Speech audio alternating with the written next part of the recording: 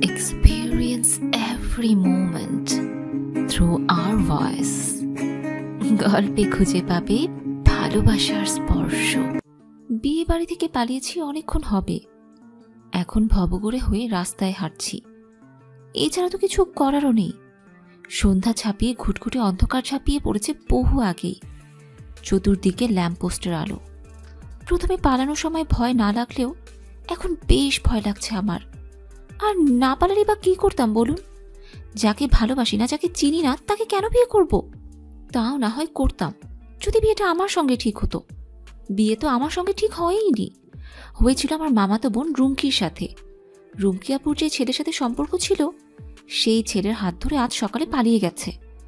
আমি ওদের সম্পর্কের কথা জানতাম, কিন্তু পালিয়ে যে যাবে তা জানতাম না। জানবো কি করে?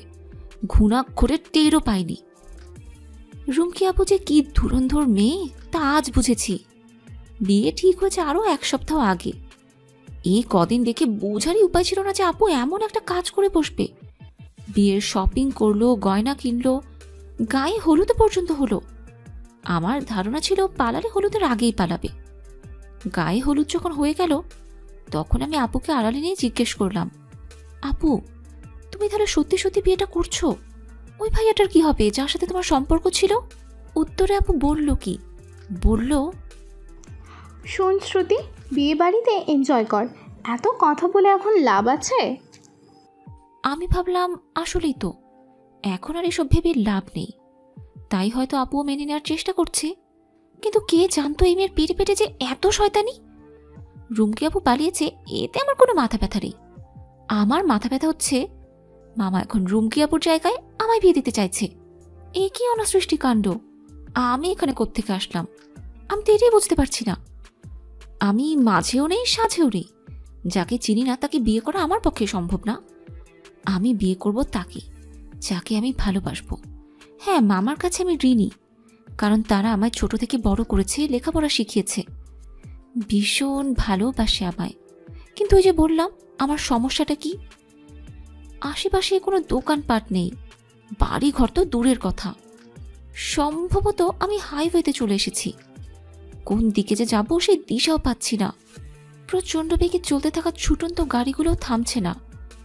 এখানে কোনো লোকাল গাড়িও নেই, নেই কোনো রিক্সাও। বড় বড় ট্রাক, মাইক্রো আর প্রাইভেট কার চলছে। রাস্তার দুধারে বিশাল মহিরু, বনবিটপি। দেখতে অশরীরীর মতো লাগছে। ভয়ে আত্মা কেঁপে ওঠার জোগাড়। এভাবে নিরুদ্দেশ হয়ে কতক্ষণ হাঁটবো? আর যাবই বা কোথায়?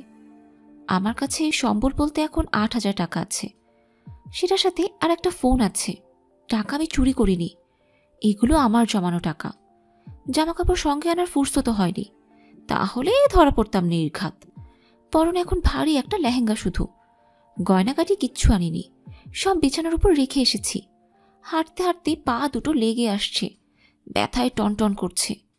একটু বিশ্রাম মিললে শান্তি পেতাম, কিন্তু সেই জায়গাটুকু বা কোথায় পাই? নিরুদ্দেশ হয়ে গন্তব্যহীন পথে হাঁটছিলাম একদম সোজা রাস্তা ধরে। সামনেই সাইড করা নীল রঙের একটা প্রাইভেট কার দেখতে পেলাম। কাছে এগিয়ে গিয়ে দেখলাম জানালার কাঁচ লাগানো, ড্রাইভার আছে বাইরে। খুব সহজেই ড্রাইভার বলতে পারলাম, তার কারণ হচ্ছে ওনার পরনে সম্পূর্ণ সাদা রঙের শার্ট প্যান্ট, মাথায় চকচকে একটা টাক। ক্লান্ত মুখে কি যেন করছে। ড্রাইভারদের ড্রেস আপ সাধারণত এমনই তো হয়। আমি বিনয়ের সঙ্গে বললাম, কাকু আশেপাশে কোনো দোকানপাট নেই? থাকলে সেটা কত দূর বলতে পারেন? অত্যন্ত বিরক্তির সহিত সে আমার দিকে তাকালো। ল্যাম্পপোস্টের আলোয় স্পষ্ট আমি তার মুখ দেখতে পাচ্ছি। কপাল বেয়ে তার ঘাম পড়ছে। বাম হাতে সে কপালের ঘামটুকু ছেড়ে ফেলে বলল, এই হাইওয়েতে আপনি দোকান কই পাবেন? এখান থেকে দোকানপাট আরো 30 মিনিটের পথ, হাইটা যাইতে আরো সময় লাগবে। সময় যদি লাগুক সমস্যা ছিল না, কিন্তু কথা হচ্ছে এতটা পথ হাঁটার জন্য যে মনোবলটুকু দরকার, এই মুহূর্তে সেটাও আমার নেই। একান্তই নিরুপায় হয়ে আমি তাকে বললাম, কাকু আমায় কি সেখানে পৌঁছে দেবেন? এবার যেন তিনি একটু সন্দেহের দৃষ্টিতে তাকালেন আমার দিকে, আর চোখে আমায় পরখ করে জিজ্ঞেস করলেন, আপনি আইছেন কই থেকে? কথা বলতে ইচ্ছে করছে না, গলা শুকিয়ে কাঠ। তার মধ্যে অযথাই প্রশ্ন বিরক্ত লাগছিল। কিন্তু এই মুহূর্তে আমার সাহায্যের প্রয়োজন, তাই ভাবলাম উত্তর দেব। তখন গাড়ি থেকে একটা সুদর্শন ছেলে বেরিয়ে আসে। সঙ্গে সঙ্গে নাকে এসে লাগে পারফিউমের সুঘ্রাণ। কি মিষ্টি ঘ্রাণ! চারদিকে গাড়ির ধোঁয়ায় দম বন্ধ লাগলেও এখন বেশ লাগছে ঘ্রাণটা। এখনো কি তোমার গাড়ি ঠিক হয়নি? ড্রাইভারের দিকে তেজি কণ্ঠে প্রশ্নটি ছুড়ে দিল সুদর্শন ছেলেটি। মনে হচ্ছে সে এখন বেজায় বিরক্ত। আমার দিকে দৃষ্টি পড়ার পর সে ড্রাইভারকে জিজ্ঞেস করলো, এই মেয়েকে? ড্রাইভার এতক্ষণ কাচুমুচু ভঙ্গিতে দাঁড়িয়েছিল, এবার স্বাভাবিক হয়ে বলল, চিনি না সাব, সাহায্য চাইতে বলতেছে সামনে বাজার যেন পৌঁছে দেই। ড্রাইভারের কথা শেষ হতে আমি লক্ষ্য করলাম লোকটি আমার পা থেকে মাথা পর্যন্ত দেখে নিলেন। সম্ভবত বিয়ের পোশাক দেখে তিনি একটু বিস্মিত হলেন। জিজ্ঞেস করলেন, কোথা থেকে আসছেন আপনি? হ্যাঁ, আর যাবেনই বা কোথায়? এবার আমার ভয় হতে লাগলো। এই লোক যদি খারাপ হয়ে থাকে, সাহায্য নিয়ে মরবো নাকি? অথবা যদি সন্দেহ করে পুলিশে ধরিয়ে দেয়, তখন তো তারা আমায় বাড়িতে পৌঁছে দেবে। তখন মামা ধরে বেঁধে বিয়ে দিয়ে দেবে। না না, সর্বনাশ হয়ে যাবে। তাহলে পালাতে হবে, এখান থেকেও আমায় পালাতে হবে, এক্ষুনি পালাতে হবে। আমি ঝেড়ে গলা পরিষ্কার করে বললাম, না, সাহায্য লাগবে না, আমি হেরে যেতে পারবো। এক মুহূর্ত নষ্ট করা যাবে না, আমি প্রাণপণে দৌড়াচ্ছি। শুনতে পেলাম পেছন থেকে সে বলছে, আরে শুনুন, দৌড়াচ্ছেন কেন? কি হয়েছে? এই মেয়ে! আমি লক্ষ্য করলাম সেও আমার পিছু পিছু আসছে এবং একটা সময় খপ করে সে আমার হাতটাও ধরে ফেলল। আমার কলিজার পানি শুকিয়ে গেছে। এই লোক তো ভালো নয়। আমি তার কোনো কথাতেই কর্ণপাত না করে বললাম, ভাইয়া, ভাইয়া রে, ও ভাইয়া, হাত ছেড়ে দেন আমার। কি আজব, আপনি এমন করছেন কেন? আমার কথা শুনুন। কিচ্ছু শোনা লাগবে না ভাই, আমার সাহায্যও লাগবে না, শুধু হাতটা ছেড়ে দিন। আপনি কোত্থেকে এসেছেন বলুন তো? এমনিতেই ভয় আমার জান যায় যায় অবস্থা, তার মাঝে এরকম খেজুর আলাপ সহ্য হয়? ভয় উধাও হয়ে এখন রক চড়ে বসেছে মস্তিষ্কে। মেজাজ বিগড়ে গেছে। আমি তাদের দাঁত পিষে বললাম, আরে মিয়া, তাদের আপনার কাজটা কি? শয়তান বেটা, ছাড়েন আমার হাত। তাকে কিছু বলার সুযোগ না দিয়ে কথা শেষ করে হাতে কামড় বসালাম আমি। ব্যথা পেয়ে সে হাত ছেড়ে দিতে সময় বিলম্ব করলাম না। পায়ে যতটুকু শক্তি ছিল সেটা কাজে লাগিয়ে দৌড়াতে লাগলাম। সে পেছন থেকে বলছে, ইডিয়েট মেয়ে, বেয়াদব। এরপর বাকি কথাগুলো ঝাপসা ঝাপসা হয়ে এলো। সোজা একটা রাস্তা গিয়েছে সামনে, আর বাম দিক দিয়ে আর একটা রাস্তা। এই রাস্তায় গাড়ি খুবই কম, তাই বাম দিকের রাস্তা দিয়ে দৌড়াতে শুরু করলাম। পায়ে আর বল পাচ্ছি না, হাঁপিয়ে পড়েছে একদম। কিছুক্ষণ দাঁড়িয়ে থেকে দম নিয়ে আবারও হাঁটতে শুরু করলাম। হাঁটতে হাঁটতে বেশ অনেকজন মানুষের দেখা পেলাম। অল্প বয়সী মেয়ে থেকে শুরু করে মধ্যবয়সী নারীরা সেজেগুজে এখানে দাঁড়িয়ে আছে। কেন দাঁড়িয়ে আছে? পুরুষও রয়েছে। কয়েকজন কেমন আর চোখে আমার দিকে তাকাচ্ছে। চারপাশের হাব ভাব আমি কিছুই বুঝতে পারছি না।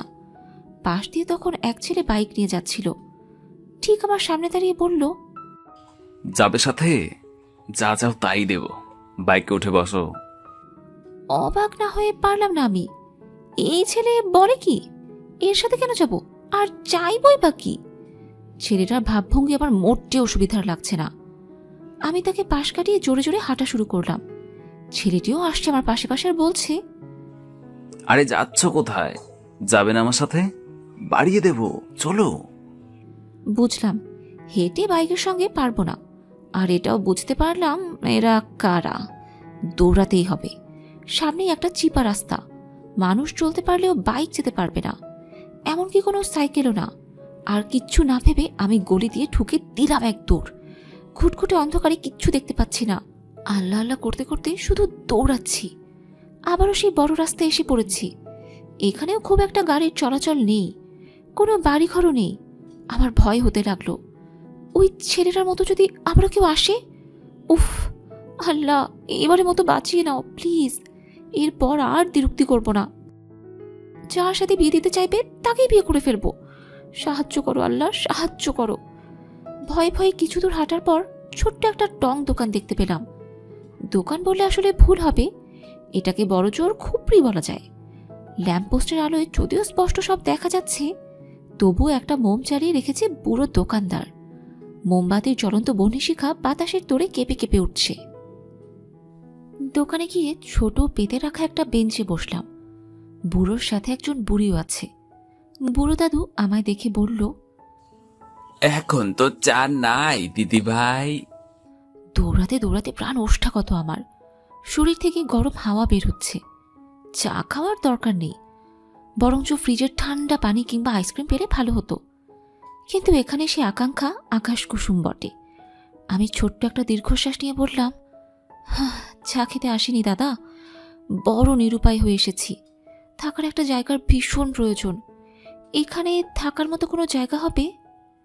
বুড়ো বিনীতভাবে বলল, না দিদি ভাই, এখান থেকে বস্তিটা বহুত দূরে। বুড়ো বুড়ি মিলে এই দোকানেই চা পেলে থাকি। তা কই থেকে এসছো তুমি? আমার ভেতর থেকে দীর্ঘশ্বাস বেরিয়ে আসে। রাত গভীর থেকে আরো গভীরতর হচ্ছে। কোথায় যাব আমি? এভাবে পালানোটা আসলে আমার ঠিক হয়নি, আমি বুঝতে পারছি। বুড়ো দাদুকে আর কষ্ট দিলাম না। বেঞ্চ ছেড়ে উঠে বললাম, এসেছি গ্রাম থেকে দাদু। আচ্ছা, আসছি। চলে যাব ঠিক তখনই একটা ছেলে দোকানে এসে সিগারেট চাইল। সিগারেটটা নিয়ে কাঠি ম্যাচ দিয়ে আগুন জ্বালালো। দাম দিয়ে সোজা রাস্তা ধরে হাঁটা ধরেছে। আমি বুড়োর থেকে বিদায় নিয়ে ওই ছেলেটার পিছু পিছু হাঁটা ধরলাম। ছেলেটার পরনে ব্লু প্যান্ট আর ব্ল্যাক শার্ট, গাল ভর্তি খোঁচা খোঁচা দাড়ি, মাথার চুলগুলো উস্কো খুস্কো এলোমেলো। কিছু দূর যাবার পর ছেলেটি দাঁড়িয়ে পড়ল। পিলে চমকে ওঠে আমার দিকে ঘুরে দাঁড়িয়ে সিগারেটের উচ্ছিষ্ট অংশটুকু রাস্তায় ফেলে পা দিয়ে পিষে দিল। মুখ দিয়ে ধোয়া বের করে কোমরে 2 হাত রেখে বলল, কখন থেকে খেয়াল করছি আমায় ফলো করছেন, সমস্যা কি? ফলো কেন করছেন? হঠাৎই যেন আমি থতমত খেয়ে গেলাম। কথা বলতে গিয়ে কেমন যেন জড়তা কাজ করছিল। আমতা আমতা করে বললাম, আসলে আসলে আমি দেখতে চাচ্ছিলাম যে আপনি কোথায় যাচ্ছেন। আমি কোথায় যাই তাতে আপনার কি? আমার কিছু না, আমার আসলে থাকার জন্য একটা জায়গা প্রয়োজন। তো তো এজন্যই দেখছিলাম আপনি কোথায় যান। আশেপাশে তো কোনো বাড়িঘর নেই, আর কোথায় আছে সেটাও জানি না।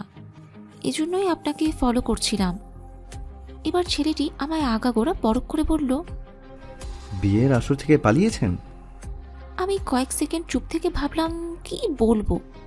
পরে সত্যিটাই বললাম, হ্যাঁ। বুঝলাম। আমি কিভাবে সাহায্য করতে পারি? ক্ষতিও তো করতে পারি আপনার। আপনাকে দেখে তেমন মনে হয়নি। কেন? আমি দোকানে দাঁড়িয়ে থাকা সত্ত্বেও আপনি আমার দিকে একবারও তাকাননি। সিগারেট নিয়ে চলে এসেছেন। খারাপ লোক হলে অবশ্যই একবার হলেও তাকাতেন। ছেলেটা ফিক করে হেসে ফেলল। আজব তো, এখানে হাসির কি বললাম আমি? মনে মনে বললেও সরাসরি বলার সাহস হলো না, উল্টো ভয় হতে লাগলো। সে হাসি থামিয়ে বলল, একটা ছেলেকে বিশ্বাস করতে এতটুকু ধারণাই যথেষ্ট নয়। আপনি মেয়ে মানুষ, কাউকে বিশ্বাস করার আগে প্রয়োজনে 10 বার ভাববেন। এতবার ভাবতে গেলে তো আপনি চলে যেতেন। কথাটা বলে নিজেই দমে গেলাম। কেমন বোকা বোকা কথা বলে ফেললাম। সে বলল, আচ্ছা যাই হোক, আমার কোনো কুমতলব নেই। চলুন দেখি কি ব্যবস্থা করা যায়। এতক্ষণ আমাদের মাঝে দূরত্ব ছিল 5 হাতের মতো। এখন আমরা পাশাপাশি হাঁটছি। সে একদম নিশ্চুপ, কোনো কথা বলছে না। হাই হিল পরে হাঁটতেও কষ্ট হচ্ছে। জুতাগুলো খুলে হাতে নিয়ে হাঁটা শুরু করলাম। তাও তার থেকে অনেকটাই পিছে পড়ে গেছি আমি। সে একবার পিছু তাকিয়ে বলল, কি হলো, আসুন। এরকম পিঁপড়ার মতো হাঁটলে রাত পার হয়ে যাবে পৌঁছাতে। হাঁটুতে 2 হাত রেখে আমি দম নিচ্ছিলাম। বললাম, আর পারছি না। তাহলে থাকুন, আমি জানি। এই না না বলেই আমি দৌড়ে ওনার পাশে হাঁটা শুরু করলাম। কিন্তু এতে লাভ খুব একটা হলো না। আমি আবারও পিছে পড়ে গেলাম। নেতিয়ে যাওয়া স্বরে বললাম, গায়ে শক্তি পাচ্ছি না, একটুও পাচ্ছি না। জুতোগুলো একটু হাতে নেবেন? সে ভ্রু কিঞ্চিত বাঁকা করে আমার দিকে তাকালো। আমার বেহাল দশা দেখেই বোধহয় তার মায়া হলো এবং সে আমার জুতো জোড়া হাতে নিল। আরও একটা জিনিস লক্ষ্য করলাম, সে তার হাঁটার গতি একদম কমিয়ে দিয়েছে। সোজা ভাষায় বলা চলে আমার সঙ্গে সঙ্গেই হাঁটছে। না, লোকটি মন্দ নয়, নেহাতি ভালো মানুষ। হাঁটতে হাঁটতে আমরা মেইন রাস্তা পার হয়ে একটা এলাকার রাস্তায় প্রবেশ করলাম। চারদিকে শুনশান নীরবতা। পাশের জঙ্গল থেকে ছিচি পোকার অস্পষ্ট আওয়াজ শুনতে পেলাম। আমার কেমন যেন ভয় ভয় লাগছে। ভালো মানুষের পেছনে আবার খারাপ কোনো রূপ নেই তো? আমি তো তার নামটাও জানি না। কথা বলা উচিত, দেখি মতলব টতলব কিছু বোঝা যায় নাকি। আমি গলা খাকারি দিয়ে জিজ্ঞেস করলাম, আপনার আপনার নাম কি? সে যেন নিতান্তই অনিচ্ছার সাথে বলল, অরিত্র। অদ্ভুত, অপরিচিত কেউ কেমন আছো, নাম কি, এসব জিজ্ঞেস করলে তাকেও জিজ্ঞেস করতে হয়। আপনি তো তেমন কিছুই করলেন না। অরিত্র কথা বলতে বলতে আরেকটা সিগারেট ধরিয়েছিল, মুখ থেকে ধোঁয়া বের করে বলল, আমার কৌতূহল কম, তাও শুনি নাম কি আপনার? শ্রুতি। নামটা সুন্দর না? অরিত্র কিছুই বলল না। আশেপাশে সতর্ক দৃষ্টি বোলালো। তখন এই জঙ্গল থেকে কয়েকটা ছেলে এসে আমাদের প্রায় ঘিরে ধরল। ওদের চেহারায় কেমন যেন ভয়ঙ্কর। চাঁদের আলোয় দেখতে পেলাম অরিত্র কেমন বিচলিত হয়ে পড়েছে। আমি ভেবে পাচ্ছি না ওরা কারা। ওরা কি ডাকাত? ছেলেগুলো কিছুক্ষণ শ্রুতি এবং অরিত্রকে দেখে নিল। ওদের মধ্য থেকে একজন বলল, সাথে যা আছে দিয়ে দে। অরিত্র বুঝতে পারল এরা ছিচকেচোর। এদিকে শ্রুতির গলা শুকিয়ে কাঠ। আরেকজন বলল, ভালোই ভালোই দিয়ে চলে যান, নয়তো এটা দেখেছিস কি? কথা শেষ করে অন্ধকার থেকে একটা চাকু বের করলো সে। অবস্থা বেগতিক, কিছু না দিয়ে উপায় নেই। অরিত্র প্যান্টের পকেট থেকে মানিব্যাগ বের করে দিল। ছেলেটি বলল, আর কিছুই নাই? ফোন বের কর। নেই। এ চেক দে তো। আরেকটা ছেলেকে উদ্দেশ্য করে বলল লোকটা। ছেলেটা অরিত্রকে চেক করে দেখলো আসলেই কিছু নাই। এবার চাকু ধরে রাখা ছেলেটি শ্রুতিকে বলল, হাতে কি? মানিব্যাগ দেন। শ্রুতি ঢোক গেলে বলল, কেন? ওরা কিছু বলার পূর্বেই অরিত্র বলল, দিয়ে দিন। একজন তখন ছো মেরেই শ্রুতির হাত থেকে ব্যাগটা নিয়ে অন্ধকার জঙ্গলের মাঝে চলে গেল। ওরা চলে যেতেই শ্রুতি ভ্যাঁ ভ্যাঁ করে কেঁদে উঠল। কাঁদতে কাঁদতে বলল, আপনার জন্য আমার টাকা পয়সা ফোন সব গেল। এখন কিভাবে কি করব? জানেন ফোনটা আমার কত প্রিয় ছিল। ছোট মামা বিদেশ থেকে পাঠিয়েছিল, মাত্র 3 মাস হবে। শুক্রিয়া আদায় করেন যে ওরা আপনাকে নিয়ে যেতে চায়নি। শ্রুতি এবার দমে গেল, কান্নাও বন্ধ হয়ে গেল। কথা সত্যি। সে বলল, কিভাবে নিত? আপনি তো ছিলেন সাথে। এটা কি মুভি পেয়েছেন? আমি হিরো, তাই 10-20টা ভিলেনকে মেরে কুপকাত করে দিলাম। ওরা 5 জন ছিল আর আমি একা। আপনাকে নিয়ে যেতে চাইলে আমায় মেরে আপনায় নিতে পারতো। শ্রুতি নিশ্চুপ রইল, অসহায়ের মতো বলল, টাকা ছাড়া আমি কিভাবে চলবো? অরিত্র কিছুক্ষণ মৌন থেকে চিন্তা ভাবনা করে বলল, আপাতত আমার বাসায় চলুন, ভয় নেই। বাড়িতে মা বাবা আর ছোট ভাই আছে। কিন্তু আমি ভাবছি আপনাকে কি বলে পরিচয় করিয়ে দেব। তার মতো শ্রুতিও ভাবুক হয়ে ভাবতে লাগলো কি বলা যায়। তারপর বলল, আইডিয়া। আপনি বলবেন আমি আপনার প্রেমিকা। অন্যত্র আমার বিয়ে ঠিক হয়েছিল, তাই পালিয়ে নিয়ে এসেছেন। পছন্দ হয়নি? আপনি কখনো প্রেম করেননি?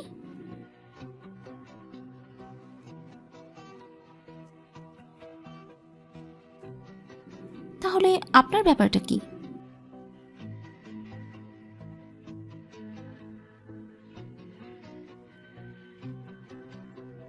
হাঁটতে হাঁটতে শ্রুতি বলল, আমি কিন্তু কখনো প্রেম করিনি। বলতে গেলে সুযোগ পাইনি। সব সময় মামারা আমাদের বোনদের চোখে চোখে রাখত। প্রপোজ করেছি কেউ জানলে ওই ছেলেকে শাসাতে দেখতাম। কেউ কেউ লুকিয়েও প্রপোজ করত, কিন্তু অ্যাকসেপ্ট করার মতো সিচুয়েশন আমার ছিল না। রুমকি আপুর মতো ফোনে ফিসফিস করে কথাও বলতে পারি না আমি। আমার ফোনে কথা বলা আর মাইকে কথা বলা না ওই একই বলা চলে।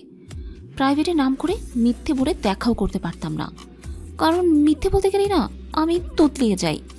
তবে ভালো লাগতো অনেককেই, তবে সেটা ভালো লাগা পর্যন্তই সীমাবদ্ধ ছিল। পালালেন কেন তাহলে? বিয়ে ঠিক হয়েছিল রুমকি আপুর সাথে। আপু তার বয়ফ্রেন্ডের সাথে সকালে পালিয়ে গেছে। এদিকে পুরো গ্রামবাসী আত্মীয় স্বজন সবাইকে দাওয়াত দেওয়া হয়ে গেছে। খাবার আয়োজন করা হয়েছে, কত কি। সবাই মিলে ঠিক করলো আমার সঙ্গে বিয়ে দিবে। মামা মামি অনেক কাকুতি মিনতি করলো, তাই আমি তখন কিছুই বলিনি। বিকেলে পার্লার থেকে লোকজন এসে আমায় সাজিয়ে গেল। তখন মনে হলো আসলে মামার সম্মান রক্ষার্থেও যদি বিয়েটা করি তাহলে সংসার বেশি দিন করতে পারবো না, টিকবেই না। কারণ বোঝার পর থেকে ইচ্ছে ছিল বিয়ে করলে ভালোবেসে করব। আর তাই সন্ধ্যার মুহূর্তে সকলের চোখ ফাঁকি দিয়ে পালিয়ে এসেছি। বুঝলাম, আপনি আপনার জায়গায় সঠিক। আবার আপনার মামার দিকটা ভাবলেও খারাপ লাগছে। যাই হোক, যা হবার তা তো হয়েই গেছে। আজ রাতটা না হয় আমাদের বাসায় থাকলেন, তারপর কোথায় যাবেন? জানি না, টাকা পয়সা আমার কাছে আর কিছুই নেই। থাকলে না হয় একটা ব্যবস্থা হতো।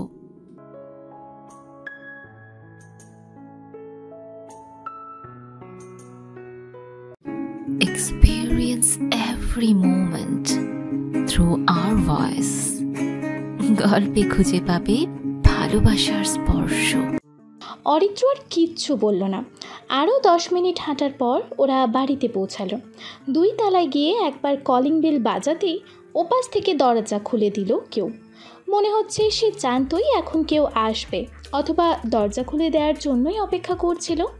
কিছু বুঝে ওঠার পূর্বেই দরজার ওপাশ থেকে মধ্যবয়সী এক মহিলা আক্রমণাত্মক স্বরে বলল, তোর কাণ্ড কি আমায় বলতো? তুই কি কোনোদিনও শুধরাবি না?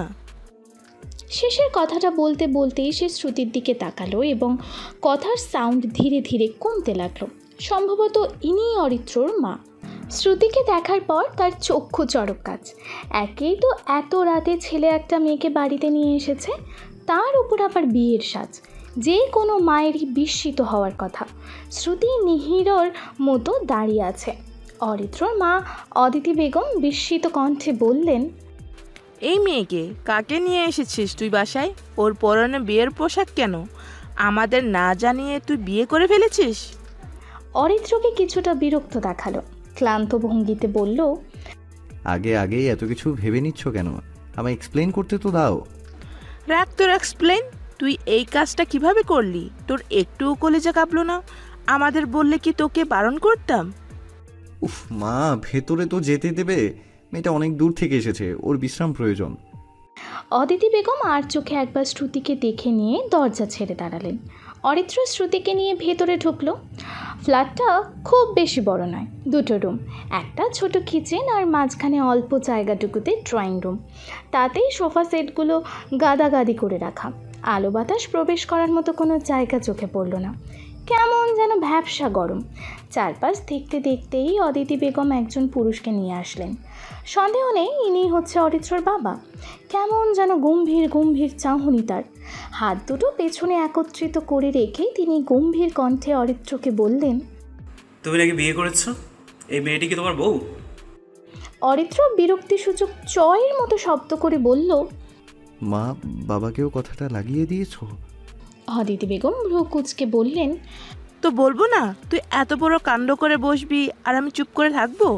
এলাকায় আমি মুখ কি করে দেখাবো রে বাবা? শেষের কথাটি একই সঙ্গে কান্না এবং আফসোসের স্বরে বললেন তিনি। অরিত্রর বাবা সুলাইমান রহমান বললেন, থামো তো, রাত বিরাতে ন্যাকা কান্না বন্ধ করো। এরপর অরিত্রর কাছে এগিয়ে এসে পিঠ চাপড়ে বললেন, সাব্বাস বেটা, সাব্বাস। এই না হলে আমার ছেলে। ভালোবাসার মানুষকে কোনোভাবেই অন্যের হাতে দেওয়া যাবে না, নেভার। তবে তোর উপর রাগ করেছি, আমায় বলে না কেন? আমিও যেতাম বৌমাকে নিয়ে আসতে। শ্রুতির এবার অবাক হওয়ার পালা। এই লোক বলে কি? মাথা ঠিক আছে ওনার? অরিত্র ওর বাবার হাত সরিয়ে দিয়ে বলল, তোমরা বেশি বেশি ভাবছো। আমি বিয়ে করিনি, ওনার নাম শ্রুতি। রাস্তায় দেখা হয়েছে, যাওয়ার মতো জায়গা নেই, তাই বাড়িতে নিয়ে এসেছি। আজকের রাতটা আমাদের বাসাতেই থাকবে। হ্যাঁ, তুই বিয়ে করিসনি তাহলে? অদিতি বেগম কথার মাঝে ফোড়ন কেটে বললেন, তুমি ওর কথা বিশ্বাস করছো? মিথ্যে বলছে এখন।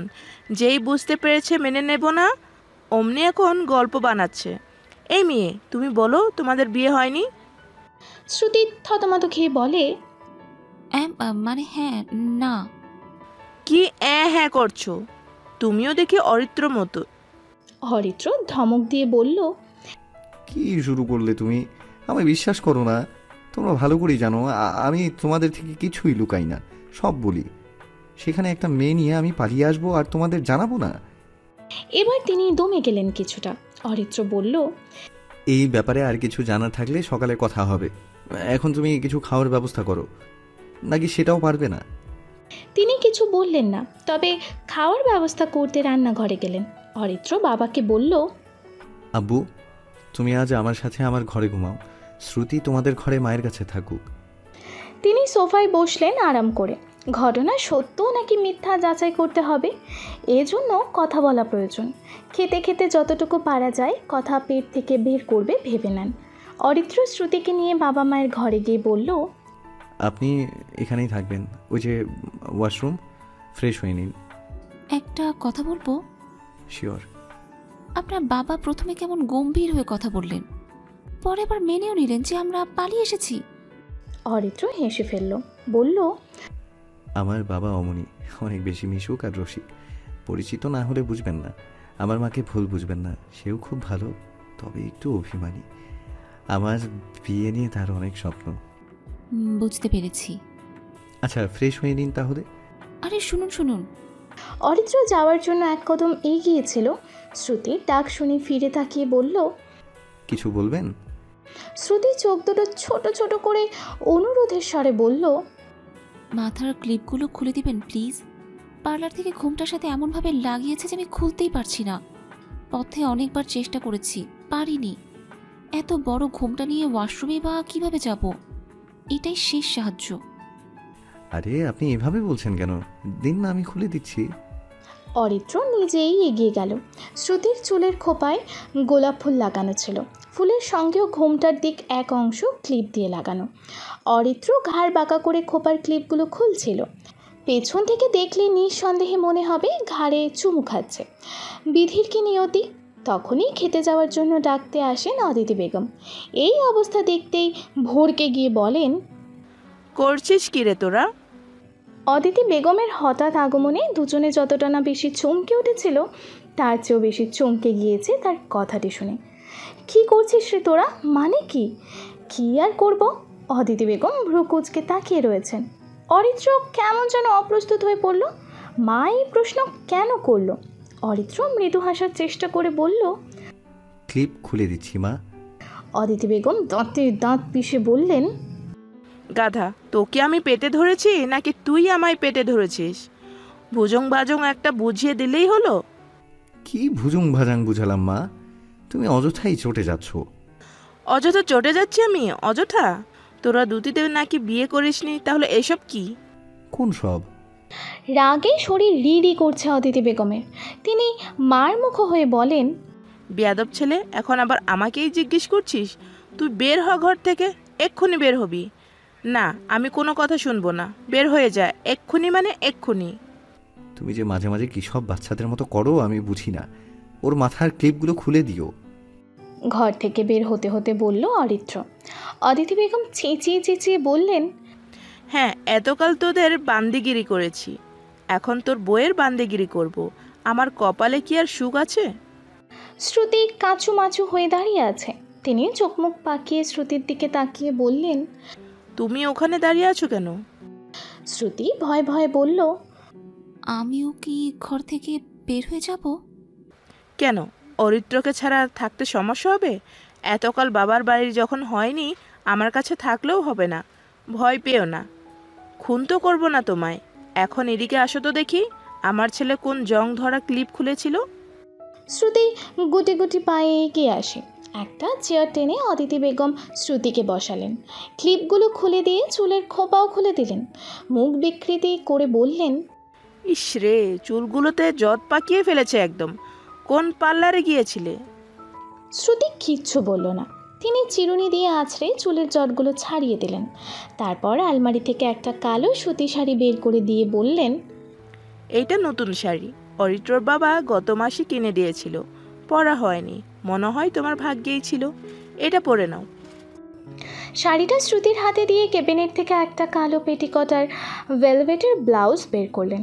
ব্লাউজটি দেখিয়ে বললেন, এটা অনেক আগের ব্লাউজ আমার, অনেক হওয়ার পর হুট করেই ফুলে গেছি, তোমার গায়ে লাগবে। অনেককে জানতে চাইল শ্রুতি।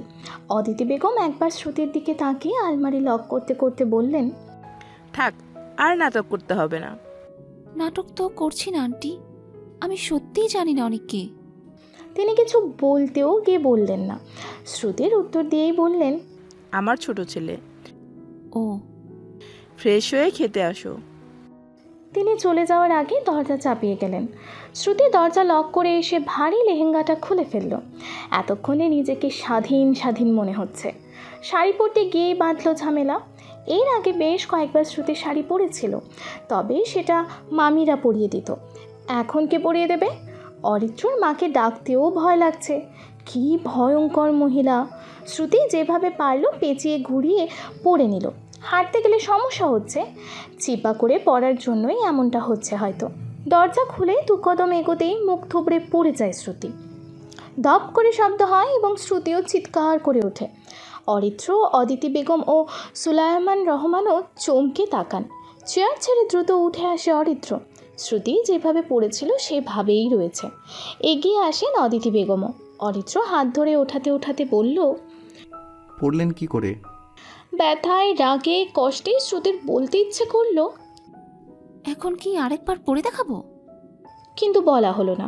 অদিতি বেগম বললেন, তুমি শাড়ি পরতে পারো না, আমায় বলবে না? এভাবে শাড়ি পরলে হাঁটতে তো পারবেই না। দেখি, আমার সাথে এসো।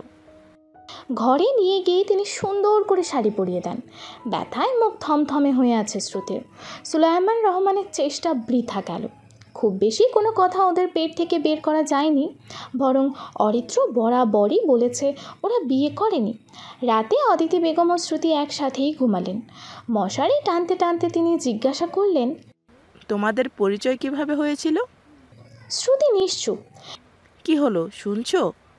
তিনি উকি মেরে দেখেন শ্রুতি ঘুমিয়ে পড়েছে। সকাল হওয়ার সঙ্গে সঙ্গে শুরু হয়েছে বৃষ্টি, এখনও হচ্ছে। ঘর থেকে অবশ্য বোঝার উপায় নেই। গ্রামে বৃষ্টির শব্দ বেশ ভালো উপভোগ করা যায়। টিনের চালে টাপুর টুপুর শব্দ হয়, শুনতে ভালো লাগে। তবে একটা জিনিসই ভালো লাগে না, বৃষ্টি হলেই চারিদিকে কাদা পানিতে ভরে যায়। আর শ্রুতিরও পিছলে যাওয়ার বাতিক রয়েছে। কত যে আছাড় সে খেয়েছে তার কোনো ইয়াত্তাই নেই। খুব সকালেই শ্রুতির ঘুম ভেঙে গেছে। ঘরে এখন কেউ নেই। জানালা অল্পটুকু খুলে সে বৃষ্টি দেখে। কাল রাতে যেই রাস্তাটা একদম জনশূন্য ছিল, সেই রাস্তার দোকানপাটগুলো এখন খোলা। ছাতা মাথায় লোকজন চলাফেরা করছে। বাচ্চারা স্কুলে যাচ্ছে, রিক্সা চলছে। শ্রুতির খুব করে গ্রামে কাটানো দিনগুলোর কথা মনে পড়ে যায়। মামা মামিরা কেমন আছে কে জানে। জানালা লাগিয়ে দিয়ে ঘর থেকে বের হয় সে। দাঁত ব্রাশ করতে হবে, কিন্তু ব্রাশ তো তার নেই। ডাইনিংয়ে বসে একটা মোটা সোটা বাচ্চা ছেলে খাচ্ছে। সম্ভবত এটাই অনেক। শ্রুতিকে দেখে ওর খাওয়া বন্ধ হয়ে যায়। পলকহীনভাবে তাকিয়ে থাকে। প্রত্যুত্তরে মুচকি হাসে শ্রুতি। অদিতি বেগম তখন রান্নাঘর থেকে বের হন। শ্রুতিকে দেখতে পেয়ে জিজ্ঞেস করেন, এত তাড়াতাড়ি উঠে পড়লে যে? কাল তো অনেক রাত করে ঘুমিয়েছিলে। ঘুম ভেঙে গেল। আচ্ছা, ফ্রেশ হয়ে নাও। কি খাবে? আমার তো ব্রাশ নেই। তিনি চায়ের কাপটা সুলায়মান রহমানকে ঘরে দিয়ে এসে বলেন, এক্সট্রা ব্রাশ তো ঘরে নেই, আপাতত পাউডার দিয়ে দাঁত মাজো। শ্রুতি মাথা নাড়ালো। ঘরে ফিরে গিয়ে দাঁত মাজতে মাজতে ভাবছে একটু পরই হয়তো শ্রুতিকে এই বাড়ি ছেড়ে চলে যেতে হবে। কিন্তু কোথায় যাবে সে? এই মস্ত বড় শহরে যে কেউ নেই তার, কোথাও যাওয়ার জায়গাও নেই, এমনকি কিছু চেনেও না। এই বাড়ির মানুষগুলো ভীষণ ভালো, ভাবনার চেয়েও বেশি ভালো। হাল্লা একটা আশ্রয় পাইয়ে দিয়েছে। শ্রুতির উচিত এখন এই আশ্রয়টুকু আঁকড়ে ধরা, এবং এর জন্য তাকে মিথ্যার আশ্রয় নিতে হবে। চোখে মুখে পানির ছাপটা দিয়ে আয়নার দিকে তাকিয়ে বলে, সরি মিস্টার অরিত্র। সকাল 10টা। বেশ হইচইয়ের শব্দে ঘুম ভাঙে অরিত্রর। ঘর থেকে বের হয়ে দেখে এলাকার পাড়া প্রতিবেশীরা এবং কয়েকজন আত্মীয় এসেছে।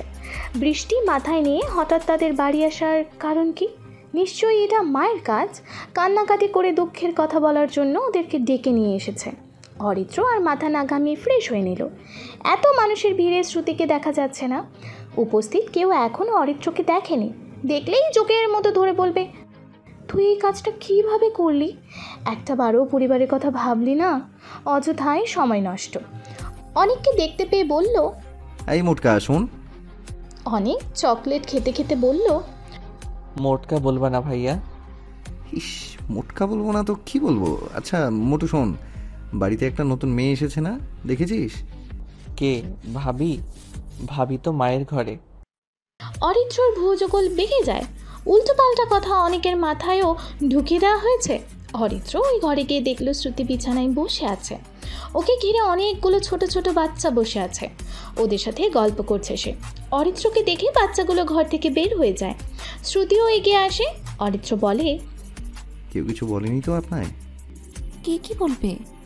আরে দেখছেন না মা যে কি কাণ্ড শুরু করেছে। যাই হোক, এই নিন। টাকার নোট এগিয়ে দিল অরিত্র। কিসের টাকা? এখানে 5,000 টাকা আছে। আপনার কাছে তো কিছু নেই, আমার কাছেও এই টাকাটাই ছিল শুধু। আপাতত চলতে পারবেন। কোথায় যাবেন বলুন, আপনাকে গাড়িতে উঠিয়ে দিয়ে আসি। শ্রুতি ফ্যাল ফ্যাল করে তাকিয়ে আছে অরিত্রর দিকে। কান্না পাচ্ছে তার। কি নিষ্ঠুর এই লোকটা। খুব ভালো করেই জানে এই শহরে মেয়েটার পরিচিত কেউ নেই, তবুও কি সুন্দর চলে যেতে বলছে। সুলাইমান রহমান ঘরের দরজায় এসে বলেন, তোরা দুটিতে এখানে কি করছিস? বাইরে আয়, বৌমা মাথায় কাপড় দিয়ে এসো। তার আর প্রয়োজন হবে না আব্বু, আমি চলে যাচ্ছি। বাবা আর শ্রুতির কথোপকথন শুনে ভ্যাবা চাকা খেয়ে তাকিয়ে আছে অরিত্র।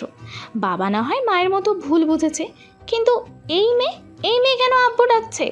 অরিত্রর মাথা ঘুরছে। সুলাইমান রহমান কপট রেগে বলেন, চলে যাচ্ছ মানে? কোথায় চলে যাচ্ছ? নিশ্চয়ই এই অপরদাতারা তোমায় চলে যেতে বলেছে। হ্যাঁ গো অরিত্র মা, শুনছো? একটু এদিকে আসো তো। অদিতি বেগম ঘরে এসে বলেন, কি হলো? তাকে খুব ব্যস্ত দেখাচ্ছে। সকলের জন্য রান্না বান্না তিনি একা হাতেই করছেন। তোমার ছেলে নাকি শ্রুতিকে বাড়ি থেকে চলে যেতে বলেছে। রাগী সুরে বললেন সুলাইমান রহমান। অদিতি বেগম চোখগুলো বড় বড় করে বলে, হতচ্ছাড়া, বিয়ে বাড়ি থেকে মেয়েকে নিয়ে পালানোর আগে এসব মনে ছিল না? এখন তুই কোন মুখে ওকে বাড়ি থেকে বের হতে বলছিস? শোনো, তোমার বাবা এখনো বুড়ো হয়ে যায়নি, বুঝেছো? হয়তো মাথায় কয়েকটা চুলে পাক ধরেছেই যা, তাই বলে এখনও তার কাজ করার মতো সামর্থ্য আছে।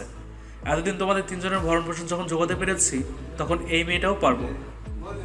ঘরে বউ এসছে, কোনো রাক্ষস তো নয়, তাই না? বললেন সুলাইমান রহমান। অরিত্র অবুঝের মতো বলল, তোমরা কি পাগল হয়ে গেছো নাকি? কি যাতা বলছো? বিয়ে করিনি আমি। অদিতি বেগম বললেন, থাক থাক, আর মিথ্যে বলতে হবে না। বিয়ে যখন হয়েই গেছে তখন আর কি করার? ছেলে বউ তো আর জলে ভাসিয়ে দেওয়া যায় না, মেনে তো নিতেই হবে। এসব আজগুবি কথাগুলো কে বলেছে তোমাদের? আমি বলেছি, তবে আজগুবি কথা নয়, সত্যি কথাই। তবে তুমি যদি না চাও তাহলে আমি বাড়িতে থাকবো না। তুমি হকচকিয়ে যায় অরিত্র। শ্রুতি ওকে তুমি বলে সম্বোধন করছে। সুলাইমান রহমান মাঝে দাঁড়ানোর ভঙ্গিতে বললেন, ছাড়ো তো, ও চাওয়ার না চাওয়ার কে? হ্যাঁ, তুমি থাকবে আমার বাসায়, খাবে আমার টাকায়। যখন ওর চাকরি হবে তখন ভেবে দেখবে ওর কথা শুনবেই কিনা। অদিতি, তুমি বৌমাকে নিয়ে এসো। তিনি চলে যাওয়ার পর অদিতি বেগম শ্রুতির মাথায় ঘোমটা টেনে দেন। যাওয়ার পথে শ্রুতি পেছনে তাকিয়ে কানে ধরে শব্দহীন ঠোঁটে উচ্চারণ করে, সরি। অরিত্র মনে মনে ভাবে, মেয়েটাকে যতটা না সহজ সরল ভেবেছিলাম, তার চেয়েও এক কাঠি বেশি হলো সে আনা। বাবা মাকে পর্যন্ত হাত করে ফেললো। শালা, প্রেম না করে বিয়ে না করে ও বউ এসে বললো আমার। সন্ন্যাসী জীবন তোর গেল রে অরিত্র। আত্মীয় স্বজন প্রতিবেশী সবাই শ্রুতিকে পছন্দ করেছে। অবশ্য সে পছন্দ করার মতোই মেয়ে। শান্ত ব্যবহার, মিষ্টি চেহারা, ধীর কণ্ঠে কথা বলা, সবই তো পছন্দের লক্ষণ। সবার সব প্রশংসা হজম হলেও শেষের কথাগুলো শ্রুতির ঠিক হজম হয় না। অরিত্রর ফুপু বলেছিল, ছেলে যখন বিয়ে করে বউ এনেছেই তখন ফেলে তো আর দেওয়া যায় না। শ্রুতির বাবা মাকেও ডাকো ভাবি, তারপর দুই পরিবার মিলে ছোটোখাটো অনুষ্ঠান করে না হয় আবার বিয়ে দিলাম। এই মুহূর্তে শ্রুতির মনে হচ্ছিল চিৎকার করে বলতে এ অসম্ভব, কিন্তু বলার উপায় নেই। এই সব বুদ্ধি চালাকি তার একান্তই নিজের ছিল। ইতিমধ্যে অরিত্রকেও সবাই ড্রয়িং রুমে এনে বসিয়েছিল। সে কিছুই বলছিল না, শুধু নিরীহর মতো বসেছিল। তবে ফুপুর শেষ কথাটি শুনে সে প্রফুল্লিত হয়ে ওঠে। সেও দেখতে চায় শ্রুতি এবার কী করে। নিজেদের মধ্যে আলাপ আলোচনা শেষ হলে সুলাইমান রহমান শ্রুতিকে বলেন, মা, তোর বাবার নাম্বারটা দাও। বাবা মায়ের প্রসঙ্গ আসায় সে বিচলিত যেমন হচ্ছিল তেমনই কষ্টও লাগছিল। আজ যদি বাবা মা থাকতো তাহলে কি এরকম পরিস্থিতিতে পড়তে হতো? শ্রুতি মাথা নত রেখেই বলল, আমার বাবা মা কেউ নেই। আমি মামা মামির কাছেই বড় হয়েছি। তারা কেউ আমাদের সম্পর্ক মেনে নেবে না। যদি নিতই তাহলে নিশ্চয়ই আমাদের পালানোর প্রয়োজন হতো না। তাছাড়া অরিত্রর কোনো চাকরি নেই এখন, সে বেকার। ওর হাত ধরেই বাড়ি থেকে পালিয়েছি। যার সাথে আমার বিয়ে ঠিক হয়েছিল সে সব দিক দিয়েই পারফেক্ট ছিল। সেখানে মামা মামিকে ফোন করে আসতে বললে তারা অরিত্র সহ আপনাদেরকেও অপমান করবে, যেটা আমি চাই না। শেষের কথাগুলো বলতে শ্রুতির খারাপ লাগছিল, কারণ তার মামা মামি মোটেও এরকম নয়। তবে উপস্থিত সবাই তো প্রথম কথাতেই গলে গেছে যখন জেনেছে শ্রুতির কেউ নেই, সে এতিম। যতই মামারা লালন পালন করুক না কেন, বাবা মা তো বাবা মাই হয়। সবচেয়ে বেশি আবেগপ্রবণ হয়ে পড়েন অদিতি বেগম। সে ওপরে ওপরে যতই রাগ দেখাক না কেন, ভেতরটা তুলার চেয়েও নরম। তার চোখে অশ্রু চলে এসেছে। খারাপ লাগছিল অরিত্ররও। ফুপু তখন নরম স্বরে বললেন, তাহলে এখন কি করা যায়? উত্তরে শ্রুতি বলে, কিছু মনে না করলে আমি একটা কথা বলি ফুপু। ফুপু হাসলেন। শ্রুতির চিবুক ছুঁয়ে বললেন, বোকা মেয়ে, কিছু মনে করব না, বলো।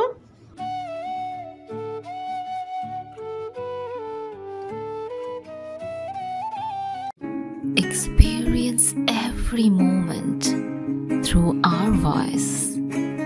গল্পে খুঁজে পাবে ভালোবাসার স্পর্শ। আমি চাচ্ছিলাম অরিত্রর আগে একটা চাকরি হোক, তারপর না হয় আমি ওকে নিয়ে মামা মামির কাছে যাব, তখন তো আর তারা আমাদের অপমান করতে পারবে না। অরিত্র যে বেকার এটা সে অনেক আর বাচ্চাদের সাথে কথা বলে কৌশলে জেনে নিয়েছে। ভাগ্যিস জেনেছিল। অরিত্র বেকার বলেই হঠাৎ বুদ্ধিকে সে কাজে লাগাতে পারল। সকলেই শ্রুতির মতামতকে প্রাধান্য দেয়। যদিও দুই পরিবার এখন একত্রিত হচ্ছিল না, তবুও অদিতি বেগম এবং সুলাইমান রহমান ছোটোখাটো একটা আয়োজন করেন আত্মীয় স্বজন এবং নিকট প্রতিবেশীদের জন্য। এদিকে হাঁফ ছেড়ে বাঁচে শ্রুতি। অরিত্রর মেয়ে কাজিনরা শ্রুতিকে সেখান থেকে নিয়ে অরিত্রর ঘরে আসে। কাজিনগুলো ইচ্ছি পিচ্ছি থেকে শুরু করে শ্রুতির সমবয়সীও আছে। পিচ্ছিগুলোকে ঘর থেকে বের করে দিল বড় কাজিনরা। ওদের মধ্যে একজন শ্রুতিকে পরখ করে হাস্যরসাত্মকভাবে বলল, অরিত্র ভাইয়ের পেটে পেটে যে এত শয়তানি তা কিন্তু আমরা কেউ বুঝতে পারিনি ভাবি। যখনই জিজ্ঞাসা করতাম ভাইয়ের কেউ আছে কি না, তখন এমন একটা ভান করতো যেন দুনিয়ার সবচেয়ে ইনোসেন্ট ছেলেটা সে। আর বলতো, বিয়ে সাথে আমার দ্বারা হবে না, বুঝলি, আমি হব সন্ন্যাসী। আর এখন দেখেন, প্রেম তো ছিলই, এমনকি বিয়ে বাড়ি থেকে আপনাকে তুলেও আনলো। শ্রুতি গোপনে দীর্ঘশ্বাস ত্যাগ করে, মনে মনে বলে, বইন রে, পেটে পেটে শয়তানি তো তোদের ভাইয়ের না, আমার। মেয়েটি বলল, আচ্ছা ওসব কথা বাদ দেন, আপনাদের সম্পর্ক হলো কিভাবে? আমাকে কফি শপে ওই বিল দিতে গিয়ে, মানে ওয়েটার না ভুল করে বিলের লিস্ট আমায় দিয়েছিল আর আমারটা তাকে। তারপর? শ্রুতি দাঁতে দাঁত চেপে মনে মনে বলে, বেয়াদব মেয়ে। তারপর আবার কি না? তোর জন্য কি এখন আমার মিথ্যের গল্প বলার ঝুলি নিয়ে বসেছি? তুই বলবি তারপর, আর আমি একটা করে মিথ্যে গল্প বানাবো। তুই আবারও বলবি তারপর, আমি আবার আর একটা মিথ্যে গল্প বলবো। চুপ কর, নয়তো না এখনই থপড়ে দাঁত ফেলে দিব, বলে দিলাম। কিন্তু শ্রুতির আফসোস হচ্ছে কথাগুলো সরাসরি বলতে না পারায়। মিথ্যে বলতেও মন সায় দিচ্ছে না, কেননা মিথ্যে বললেই তো সে তুতলে যায়। আর যদি একবার ধরা খায় তবে? মেয়েটি এখনও তাকিয়ে আছে তীক্ষ্ণ দৃষ্টিতে। শ্রুতির কেন জানি মনে হচ্ছে মেয়েটা গোয়েন্দাগিরি করছে। নাম কি আপনার? প্রসঙ্গ পাল্টাতে প্রশ্ন করলো শ্রুতি, কিন্তু মেয়েটাও যেন না ছোড়বান্দা। বলল, সামিনা। আমায় আপনি করে বলা দরকার নেই, তুমিই বলতে পারেন। বলেন তো তারপর কি হলো? শ্রুতি মনে মনে কথাগুলো সাজিয়ে নিয়ে বলল, অনেক লম্বা কাহিনী, একদিন সময় নিয়ে বলবো। সংক্ষেপে বলেন তাহলে। হতচ্ছাড়ি, এত জেনে তোর লাভটা কি? এবারও সে মনে মনে কথাগুলো বলে নিজেকে ক্ষান্ত করার চেষ্টা করছিল। মুখে বলল, তারপর ওয়েটারকে বিষয়টা জানালাম। ওয়েটার সরি বলল। তখন অরিত্রর সাথে টুকটাক কথা হয়। এরপর একদিন হঠাৎ করেই দেখা হয়ে যায়। এরপর ফেসবুক আইডি, নাম্বার আদান প্রদান, এসবই হলো। তারপর প্রেম, আর তারপর বিয়ে। শ্রুতি এই মিথ্যা কথাগুলো বলতে একবারও আটকে যায়নি, কারণ এই পুরো ঘটনাই হচ্ছে রুমকির প্রেম কাহিনী, যার দরুন মুখস্থ বিদ্যার মতো ঝরঝর করে বলে ফেলে। সামিনাও যেন এক কাঠিয়ে গিয়ে সে জিজ্ঞেস করলো, তাহলে পালালেন কেন আপনারা? বাড়ি থেকে আমাদের সম্পর্ক মেনে নেয়নি তাই। এবার সামিনা চুপ হয়ে গেল। তার সন্দেহ ভুল প্রমাণিত হয়। শ্রুতির গড় গড় করা মিথ্যাগুলি শুনে সে অরিত্র এবং শ্রুতির সম্পর্কের কথা বিশ্বাস করতে বাধ্য হয়। অরিত্র তখন অনিককে নিয়ে নিজের ঘরে আসে। সামিনার চোখে মুখে রাগ স্পষ্ট। মূলত সামিনা আপন কাজিন নয় অরিত্রর। সামিনার মা এবং অরিত্রর মা কলেজ জীবনের বান্ধবী ছিল। একদম বোনের মতো, সেই সূত্রেই ওরা কাজিন। সামিনা পিঞ্চ মেরে বলল, বাবা, বউকে দেখে এখন চোখের আড়ালও করতে চাও না? হুম। এরপর শ্রুতির দিকে তাকিয়ে বলল, জানেন ভাবি, আপনাদের বিয়ের আগে অরিত্র ভাইয়া কিন্তু আমায় বউ ডাকতো, সবাই জানতো আমরা জামাই বউ। শ্রুতি বাঁকা হেসে বলল, ছোটবেলায় ওরকম জামাইবো না সবাই খেলে। মোটেও নয়, কিছুদিন আগ পর্যন্ত আমাদের মাঝে এমন সম্পর্কই ছিল। তাহলে জেনে নাও, এখন থেকে তোমাদের ডিভোর্স। সে এখন আমার। কুনজর বদনজর কোনো নজরই দিও না। কথাগুলো হাস্যরসাত্মকভাবে বললেও খানিকটা পিঞ্চ মেরেই বলল শ্রুতি, যেমনটা সামিরা পিঞ্চ মেরেছিল। শ্রুতির এমন কথায় সামিরার চোখ মুখ অন্ধকার হয়ে যায় আরও। অরিত্র শ্রুতির কথাবার্তা শুনে মনে মনে বলে, নাটক। সামিনা বাকিদের নিয়ে ঘর থেকে বের হয়ে যায়। শ্রুতি এবার চোখ মুখ পাকিয়ে বলে, ব্যাপার কি? ব্যাপার আবার কি হবে? পাল্টা প্রশ্ন করলো অরিত্র।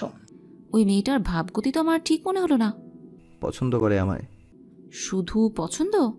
কি জানি, ভালো টালো বাসতো নাকি জানি না। আপনি বউ কেন ডাকতেন? মজা করতাম, শুধুও নয়, আরও অনেকেই আছে। ঢং দেখলে বাঁচি না। সন্ন্যাসী হওয়ার স্বপ্ন দেখে তার নাকি আবার বউয়ের অভাব নেই। আজব, সত্যি সত্যি বউ ছিল নাকি?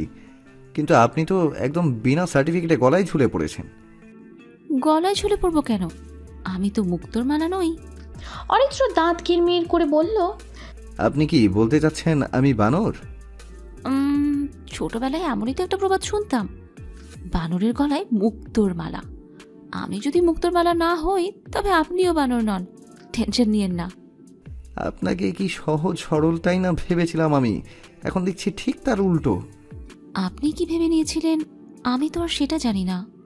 জানার দরকারও নেই। আমায় জাস্ট এটা বলেন, আপনি সবাইকে এসব মিথ্যা কেন বলেছেন? শ্রুতি আশেপাশে একবার সতর্ক দৃষ্টি বুলিয়ে বলল, আমার থাকার জায়গার প্রয়োজন ছিল, আর এরকম সেফ জায়গা আমি আর পাবো নাকি সেটা আমার জানা নেই, তাই এই নাটকটা আমায় করতে হয়েছিল। আশ্চর্য, এই জন্য আপনি এত বড় মিথ্যা কথা বলবেন? আমার পরিবারের ইমোশন নিয়ে তো আমি আপনাকে খেলতে দেব না। এলাকায় আমাদের একটা সম্মান আছে, আপনার খামখেয়ালির জন্য সেটাও আমি নষ্ট হতে দেব না। এখনই আপনি সবার সামনে সত্যিটা স্বীকার করবেন। আপনি আমার কথাটা শুনুন। কোনো কথাই আমি শুনতে চাই না, আসুন আমার সাথে। শ্রুতির অপেক্ষা না করে অরিত্র নিজেই শ্রুতির হাত টেনে বাইরে নিয়ে যায়। শ্রুতি জানে অরিত্রর সাহায্য ব্যতীত এই নাটক এগিয়ে নেওয়া সম্ভব হবে না, কিন্তু সেখানে যদি অরিত্রই সত্যিটা বলার জন্য ফোর্স করে তাহলে শ্রুতির আর কোনো উপায় নেই, কারণ বিয়ের কোনো ডকুমেন্টস তার কাছে নেই। যেখানে বিয়েটা হয়নি সেখানে ডকুমেন্টস আসবে কোথা থেকে? ছোট্ট ড্রয়িং রুমটায় এখন হইচয়ের বদলে নীরবতা বিরাজমান। সামনে অপরাধীর মতো দাঁড়িয়ে রয়েছে শ্রুতি। কলিজা কাঁপছে তার। সত্যিটা জানার পর পরিস্থিতি কোনো আকার ধারণ করবে সেটা সে চিন্তাও করতে পারছে না। অনেকক্ষণ যাবৎ দুজনকেই নিশ্চুপ থাকতে দেখে সুলাইমান রহমান বললেন, কিরে, কি নাকি বলবি? বল। বলেন সব। শ্রুতিকে উদ্দেশ্য করে বলল অরিত্র। শ্রুতি ভীতু দৃষ্টিতে একবার তার দিকে তাকিয়ে দৃষ্টি নত করে নিল। অদিতি একবার স্বামীর দিকে তাকিয়ে ছেলেকে জিজ্ঞেস করলেন। অরিত্র নিজেই বলল, মা, একটা কথা তোমাদের বলা হয়নি। শ্রুতির হাত পা কাঁপছে অনবরত। অদিতি বেগম জিজ্ঞেস করলেন, কি কথা? অরিত্র কয়েক সেকেন্ড নিশ্চুপ থেকে হো হো শব্দ করে হেসে ফেলল। এতে উপস্থিত সবাই বেশ হকচকিয়ে যায়, এমনকি শ্রুতি নিজেও। ভরকে যায় সুলাইমান রহমান জিজ্ঞেস করলেন, হাসছিস কেন? মজা করলাম আব্বু, আমার আর শ্রুতির হুটহাট মানুষকে ভয় পাইয়ে দেওয়ার অভ্যাস আছে, এটাই তোমাদের বলা হয়নি। শ্রুতি অবাক হয়ে তাকায় অরিত্রর দিকে, বাকিরা যেন হাফ ছেড়ে বাঁচল। অদিতি বেগম মেকি রাগ দেখিয়ে বলেন, একদম তোর মতো এটাকেই খুঁজে এনেছিস। শ্রুতির বিস্ময় কাটেনি তখনও। এদিকে বাকিরা আবারও তাদের আলোচনায় ব্যস্ত হয়ে পড়ে। তখন সকলের দৃষ্টি এড়িয়ে শ্রুতিকে চোখ টিপ দেয় অরিত্র। সারাদিনে অরিত্রকে আর একা পেল না শ্রুতি, এমনকি সে নিজেও একা হতে পারেনি। মানুষজন সব সময় তার সাথে ছিল, যদিও তাদের সংখ্যা খুব বেশি ছিল না, বরঞ্চ ফ্ল্যাটটা ছোট হওয়াতে মানুষজন বেশি মনে হচ্ছিল। আত্মীয় স্বজনটা খেয়ে চলে যাওয়ার পর বাড়ির সবাই খেতে বসে। এখানে শ্রুতি নববধূর মতোই মাথায় লম্বা ঘোমটা এঁটে বসেছিল। গরমে তার দম বন্ধ হয়ে আসছিল, তার মধ্যে পরনে আবার শাড়ি। অদিতি বেগম লক্ষ্য করে বলেন, এখন আর মাথায় ঘুমটা দিতে হবে না, ঘুমটা ফেলে দাও। শ্রুতি মাথা নাড়িয়ে বলল, সমস্যা নেই, ঠিক আছে। কই ঠিক আছো? গরমে তো চোখ মুখের অবস্থা কাহিল, দেখি ঘুমটা ফেলো। তিনি নিজেই ঘুমটা সরিয়ে দিলেন। ঘর থেকে একটা ছোট্ট টেবিল ফ্যান এনে পাশে রাখলেন। বাতাস লাগছিল শ্রুতির আর অরিত্রর গায়ে। অনেক তখন নিজের চেয়ার ছেড়ে এসে বলে, ভাইয়া আমি এখানে বসবো, বাতাস খাবো। অরিত্র মুখ বিকৃত করে বলল, এই মোড়ার ছাড়ায় শান্তি নেই, সারাক্ষণ খাই খাই করে, এখন বাতাসও গিলবে। বাধ্য হয়ে অরিত্রকে উঠে অন্য চেয়ারে বসতে হলো। সুলাইমান রহমান খেতে খেতে বললেন, এখন একটু কষ্ট করে অ্যাডজাস্ট করে নাও মা, একার ইনকাম বোঝই তো। অরিত্র চাকরি হয়ে গেলে আমরা একটা বড় বাড়ি নেব, তখন আর তোমার কষ্ট হবে না। শ্রুতি আপ্লুত হয়ে পড়ে আবেগে। মানুষগুলো এত কেন ভালো? সে বলল, আমার একটুও কষ্ট হচ্ছে না আঙ্কেল। আঙ্কেল? কে আঙ্কেল? শ্রুতি থতমত খেয়ে বলল, আব্বু। আজ রাতে দুজনকে এক ঘরে থাকতে দেওয়া হয়েছে, এতে ঘোর আপত্তি রয়েছে অরিত্রর।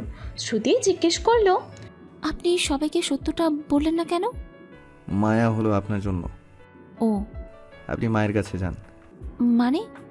মানে আপনি মায়ের রুমে মায়ের সঙ্গে ঘুমোবেন। আপনি আর আমি একসাথে এক ঘরে থাকতে পারবো না। কেন? কেন মানে?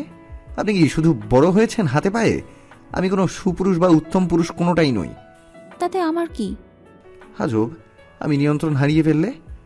বাহিরের কেউ না জানুক, আমরা তো জানি আমরা বিবাহিত নই। ঠিক। কি টিক টিক ঠিক ঠিক শুরু করেছেন? যান মায়ের কাছে। গিয়ে কি বলবো?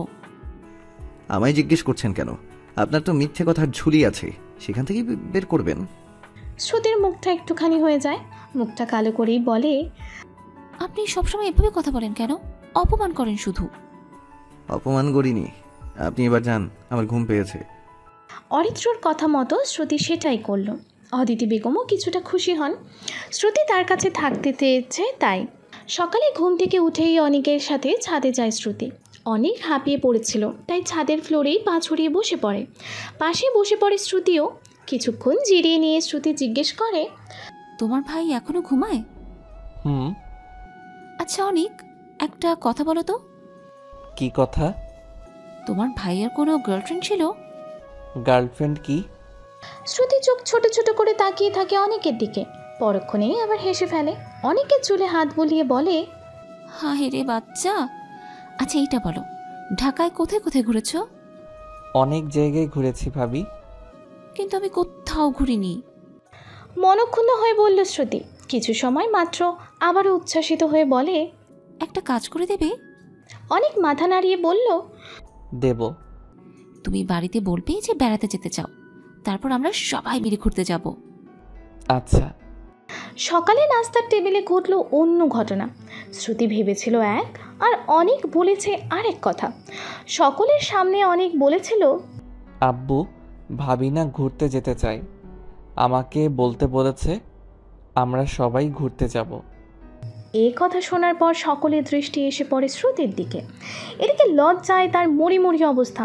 অদিতি বেগম বললেন, তা তো যাবেই, তবে আমরা সবাই না, অরিত্র আর শ্রুতি যাবে হানিমুনে। হানিমুনের কথা শুনে বিষম খায় অরিত্র। নাক মুখ দিয়ে খাবার বের হওয়ার জোগাড়, চোখ মুখ লাল হয়ে গেছে। অদিতি বেগম পানি খাইয়ে দেন দ্রুত, পিঠে হাত বুলিয়ে দেন, স্বগতোক্তি করে বলেন, খাওয়ার সময় কে যে নাম করে। বিষম খেলে প্রায় প্রতিটি বাঙালির ধারণা কেউ হয়তো নাম করেছে, কিন্তু এই কথা সত্যটা কতটুকু তা আদতেই জানা নেই। অরিত্র কোনো রকম পরিস্থিতি সামলে নিয়ে বলল, এখন কোনো হানিমুনের প্রয়োজন নেই মা, আগে আমার চাকরি হোক। তুই চাকরির জন্য ভাবছিস কেন? টাকা তো আমি দেব, বললেন সুলাইমান রহমান। এখানে অরিত্র ইমোশনাল হওয়ার ভান ধরে বলল, বাবা নিজেরও ইচ্ছে স্বপ্ন বলতে কিছু থাকে, প্লিজ এই ব্যাপারে কোনো জোর করো না। সুলাইমান রহমানও কিছু বললেন না, ছেলের ইমোশন বুঝতে পারলেন। এদিকে শ্রুতি মনে মনে বলে, আরে বাস, এ তো দেখি আমার চেয়েও বড় অভিনেতা। খাওয়ার পরে সুলাইমান রহমান অনেককে নিয়ে চলে যান। ওকে স্কুলে পৌঁছে দিয়ে তিনি অফিসে যাবেন। অদিতি বেগম ঘরে বিশ্রাম নিচ্ছিলেন। শ্রুতি জোর করে পাঠিয়েছে আর নিজে টেবিল পরিষ্কার করছে। অরিত্র সোফায় বসে টিভি দেখছিল।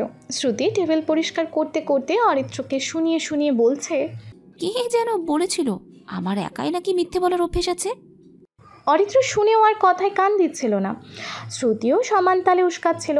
যখন একান্তই আর অনেক চুপ করে থাকতে পারছিল না তখন বলল, শুনেন মিস, এই মিথ্যেটা না বললে কি হতো বুঝতে পারছেন তো? শ্রুতি কাঁধ নাড়িয়ে বলে, না বোঝার কি আছে এখানে? আচ্ছা মেয়ে মানুষ তো আপনি, সব কিছুই সহজভাবে নেন।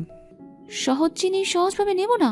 আমি তো জানতামই আপনি দিকটা ম্যানেজ করে নেবেন, তাই বলে এমন নাটক করবেন সেটা তো ধারণাই ছিল না। শুনেন, আমি কোনো নাটক করিনি, এছাড়া আর কোনো উপায়ও ছিল না। বুঝি বুঝি, নিকুচি করেছি আপনার বোঝার।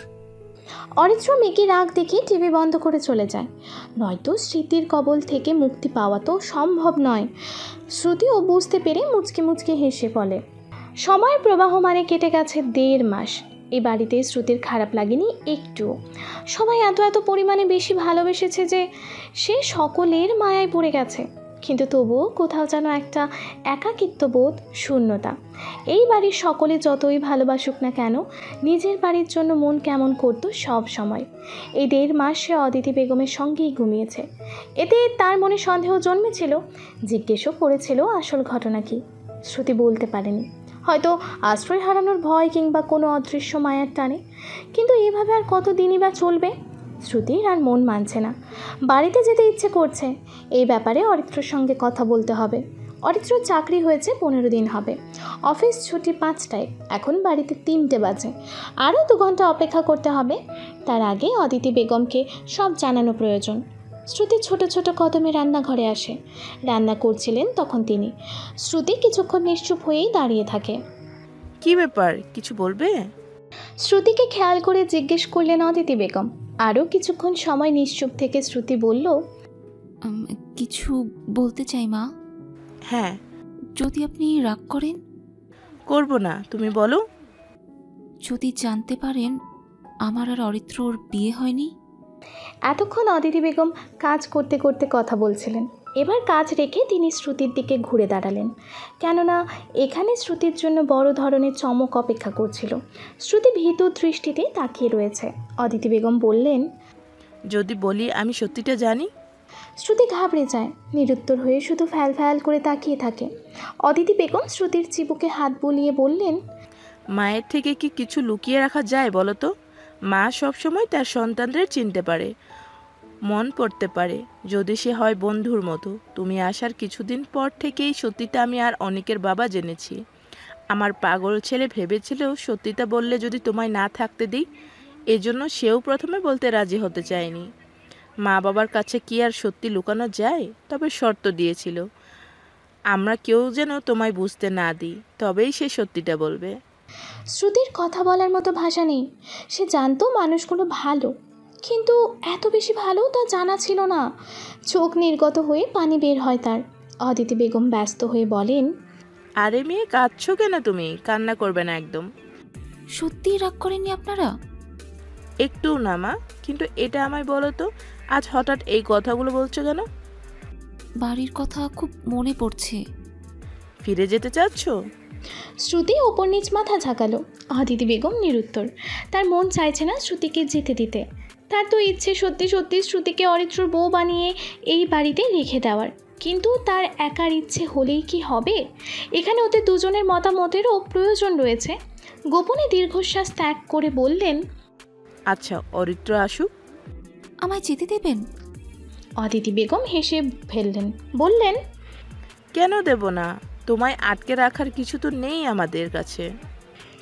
শ্রুতি খুশি, ভীষণ খুশি সে আজ। বাড়িতে ফিরে যাওয়ার আনন্দ, কাছের মানুষদের দেখতে পাওয়ার আনন্দ, সব কিছুই আজ তাকে পেয়ে বসেছে। সে উচ্ছ্বাসিত হয়ে বলল, তাহলে আমি জামা কাপড় গুছিয়ে রাখি। আরে আস্তে, এত অস্থির হয়ে পড়ছো কেন? আমার যে কি খুশি খুশি লাগছে তা আপনাকে বলে বোঝাতে পারবো না মা। শ্রুতি খুশি খুশি মনেই ঘরে চলে যায়। অদিতি বেগম ঠায় দাঁড়িয়ে রইলেন। মা ডাকটি এখনও তার কানে বারবার প্রতিধ্বনিত হচ্ছে। শ্রুতি চলে গেলে আর কখনোই ওর মুখ থেকে মা ডাকটি শুনতে পারবে না। এতদিনে তার মনেই হয়নি এই মেয়েটি আসলে তাদের কেউ নয়। সর্বক্ষণ মনে হতো সে তো আমাদেরই একজন। শ্রুতির চঞ্চলতা, মিষ্টি হাসি, মাঝে মধ্যে বোকাশোকা কথাবার্তা, মায়া মায়া মুখ এবং সহজ সরল ব্যবহার দিয়ে সবার সঙ্গে খুব সহজেই মিশে গেছে। আপন হয়ে গিয়েছিল প্রতিটি মানুষের। মায়ার বন্ধন অদৃশ্য চৌম্বকের মতো টানে। অরিত্র অফিস থেকে বাড়ি ফেরার পরে দরজা খুলে দেয় শ্রুতি। এটা তার প্রতিদিনের রুটিনই বলা চলে। অরিত্র চাকরি নেওয়ার পর থেকে এই সময়টায় কলিং বেল বাজলেই শ্রুতি বুঝতে পারে অরিত্র এসেছে। শ্রুতি সব সময়কার মতো মিষ্টি করে হেসে তাকিয়ে আছে, তবুও অতিরিক্ত খুশি খুশি ভাবটা যেন উপচেই পড়ছিল, যার দরুন অরিত্রও বুঝতে অসুবিধা হয় না। হালিমের প্যাকেট শ্রুতির হাতে দিয়ে সে ভেতরে আসে। শ্রুতি রান্নাঘরে গিয়ে বাটিতে হালিম নিয়ে অনেক আর অদিতি বেগমের কাছে যায়। অরিত্র বা অদিতি বেগম কেউই খায় না তেমন। অনেক আর শ্রুতি খেলো। অরিত্র ফ্রেশ হয়ে মায়ের রুমে এসে কিঞ্চিত অবাক হয়। বিছানার উপর জামা কাপড়ের স্তূপ, এগুলো সব শ্রুতির। অরিত্র কিছু বুঝতে না পেরে মায়ের উদ্দেশ্যে জিজ্ঞেস করলো, কোথাও যাচ্ছ নাকি শ্রুতিকে নিয়ে? শ্রুতি আমোদিত কণ্ঠে বলল, বাড়ি চলে যাব আমি। অরিত্র কিছুক্ষণ স্তম্ভিত হয়ে দাঁড়িয়ে থাকে, জিজ্ঞেস করে, বাড়ি চলে যাচ্ছ মানে? আমাদের বাড়ি যাচ্ছি। অরিত্র অদিতি বেগমের দিকে তাকালেন। ছেলের মনোভাব বুঝতে পেরে বললেন, শ্রুতি সব বলল আমায়, বাড়ি ফিরে যাওয়ার সিদ্ধান্ত নিয়েছে। কাল অফিসে ফোন দিয়ে ছুটি চেয়ে নিস।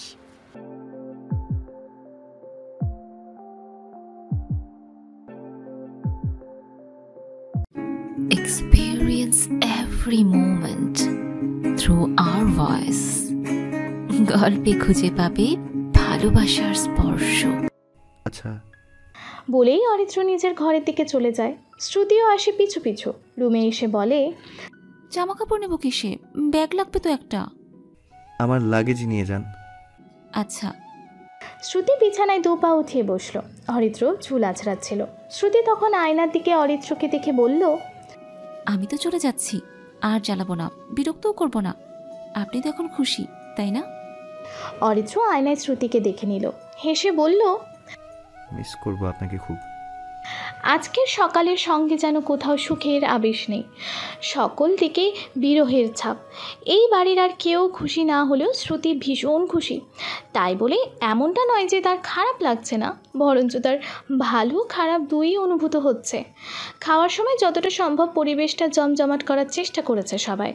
শ্রুতিকে নতুন জামা কাপড় পরে রেডি হতে দেখে অনেক বারবার জিজ্ঞেস করছে, কোথায় যাবেন ভাবি? শ্রুতি কেন জানি কোনো প্রত্যুত্তর করতে পারেনি। যাওয়ার সময় যখন অনেক বুঝতে পারে শ্রুতি চলে যাচ্ছে, তখন সেও বায়না ধরে সাথে যাওয়ার জন্য।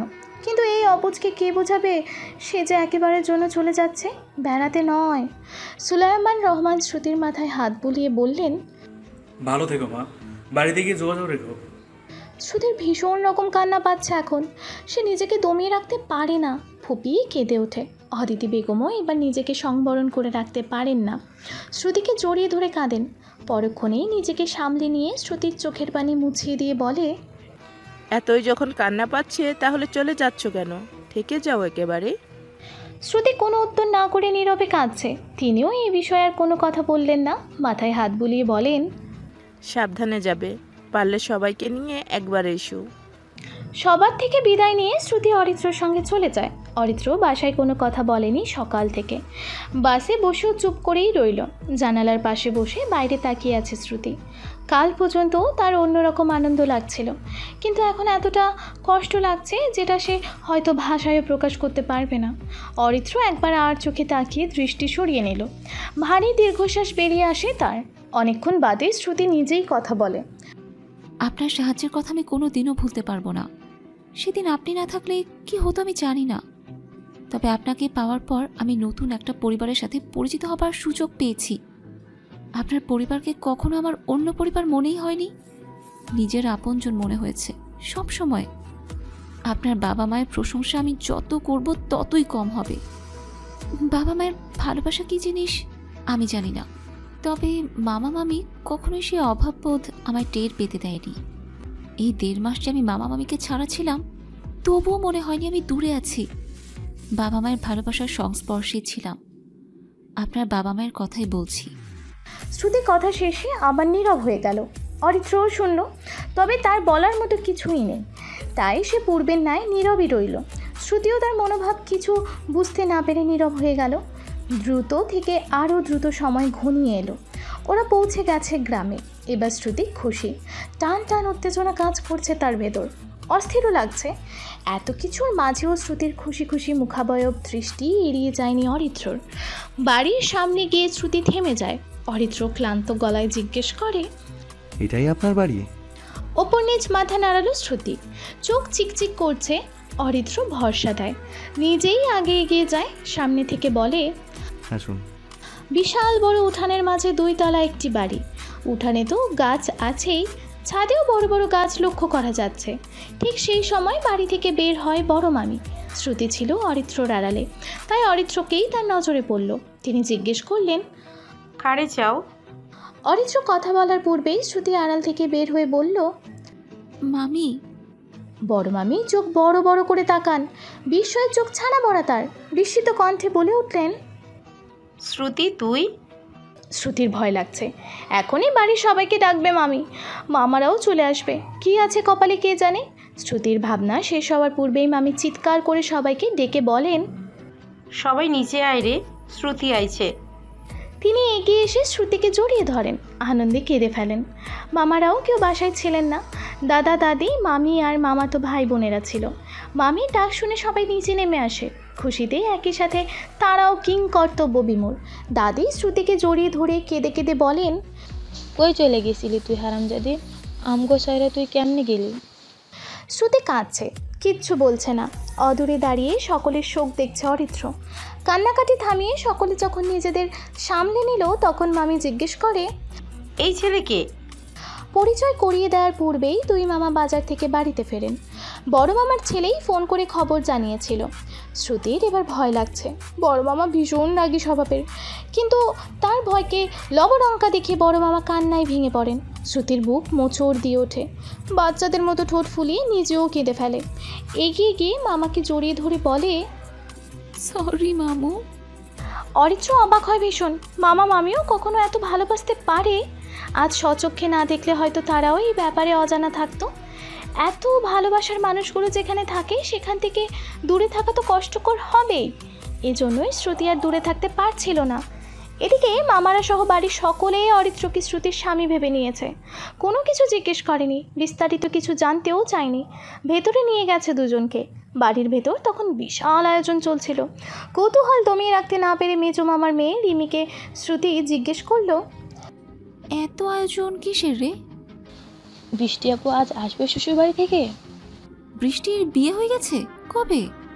রিমি ক্লাস 7-এ পড়ে, তবে প্রচুর পাকা পাকা কথা বলে, দুষ্টুমিতেও সেরা। বিছানার ওপর 2 পা তুলে বসে বলল, আর বলো না আপু, ওই দিন যে কি হয়ে গেছে।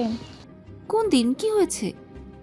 যেদিন রুমকি আপুর বিয়ে হওয়ার কথা ছিল, রুমকি আপু পালিয়ে গেল, এরপর তুমিও পালিয়ে গেলে। এদিকে বড় মামা পড়েছিল অর্থের সাগরে। রুমকি আপু আর তোমার কষ্ট খুব ভেঙে পড়েছিল। বরযাত্রীরাও চলে আসছিল। গ্রামের মানুষরা নানান রকম কথা বলছিল। তখন অনেকেই বলল বৃষ্টি আপুর সঙ্গে বিয়ে দিতে। মামা রাজি হতে চায়নি। তোমরা দুজন পালিয়ে যাওয়ার পর একই ভুল আর করতে চায়নি। তখন বৃষ্টি আপু বলেছিল যে ইচ্ছাকৃতভাবে বিয়ে করবে। তার মানে ওই দিন বৃষ্টির সঙ্গে বিয়ে হয়েছে? হ্যাঁ, এখন বললো তো। তুমি প্রেম করলে কিভাবে? কিসের প্রেম করেছি? ইস নাকো, এখন আর নাকামুখ করে কি হবে আপু। তবে যাই বলো, দুলাভাই কিন্তু হেভি। একটা থাপ্পড় দিয়ে না গাল লাল করে ফেলবো। না জেনে উল্টোপাল্টা কথা বলছিস তাই না? আমি কোনো প্রেম করিনি, আর অরিত্র আমার স্বামী নয়। মানে তাহলে সে কে? পালিয়ে যাবার পরে ওর বাড়িতেই ছিলাম। মামারা যে তাকে সাথে করে নিয়ে গেল। শ্রুতিও এবার ভয় পাচ্ছে, যদি অরিত্রকে মারধর কিছু করে, ভুলবশত অরিত্রর কোনো ক্ষতি হোক, সেটা তো সে চায় না। তাই সত্যটা জানানোর জন্য রিমিকে নিয়ে ঘর থেকে বের হয়। ক্যাচ ক্যাচ শব্দে বড় রুমের ফ্যানটা চলছে। এই শব্দটা এক সময় বাড়ির লোকেদের বিরক্ত লাগলেও এখন লাগে না, বরঞ্চ সকলের অভ্যাস হয়ে গেছে। 2 মামার সামনে অরিত্র সুবোধ বালকের মতো বসে আছে। মেজো মামা জিজ্ঞেস করলেন, তোমার নাম কি? জি, অরিত্র আহমেদ। কোথায় থাকো, করো কি? ঢাকায় থাকি, 1.5 মাস হবে একটা প্রাইভেট কোম্পানিতে চাকরি করি। পরিবারে কে কে আছে? বাবা, মা, আমি আর ছোট ভাই। স্মৃতির সাথে পরিচয় কিভাবে তোমার? সম্পর্ক ছিল কতদিনের? এবার অরিত্র চুপ হয়ে যায় কিছুক্ষণের জন্য। বড় মামা এই পর্যন্ত কিছুই বলেননি, শুধু তীক্ষ্ণ দৃষ্টিতে তাকিয়ে রয়েছেন। কিছুটা সময় নিয়ে অরিত্র বলল, শ্রুতির সাথে আমার কোনো সম্পর্ক ছিল না, আর আমরা পূর্ব পরিচিত ছিলাম না। শ্রুতি যেদিন পালিয়ে যায় সেদিনই তাকে প্রথম দেখেছি। এসব কি স্মৃতির তোমার শিখিয়ে দিয়ে এনেছে? জিজ্ঞেস করলেন মেজো মামা। না, যেটা সত্যি সেটাই বলেছি। এবার বড় মামা প্রথম অরিত্রর সঙ্গে কথা বললেন এবং জিজ্ঞেস করলেন, কোনো সম্পর্ক যদি নাই ছিল তাহলে শ্রুতি কোথায় ছিল এতদিন? আমার বাড়িতেই। কি পরিচয়ে? তোমার বাবা মাও মেনে নিয়েছিল? অরিত্র ইতস্তত করতে থাকে। সত্যটা জানলে তারা শ্রুতিকে ভুল বুঝতে পারে। শ্রুতি যে তার বাড়িতে তারই বউয়ের পরিচয় ছিল এটা বলা যাবে না, বললেই মনে মনে সিদ্ধান্ত নিয়ে ফেলে। বলে, তার শহরে পরিচিত কেউ ছিল না, এজন্যই বাবা মা আপত্তি করেনি। অরিত্রর কথা বিশ্বাসযোগ্য বলে মনে হলো না দুই মামার। বড় মামা মেজো মামাকে বললেন, শ্রুতিকে ডেকে আন। শ্রুতিকে খুঁজে পাওয়া যায় মামির ঘরে। কাজিন, মামিরা, দাদি সবাই ওকে জেকে বসেছে। শ্রুতিও এখানে সত্যটা স্বীকার করেছে, কিন্তু কেউ বিশ্বাস করতে নারাজ। মেজো মামা তাকে বড় ঘরে নিয়ে এলেন। স্বভাবসুলভভাবেই শ্রুতি মাথা নত করে দাঁড়িয়ে রইল।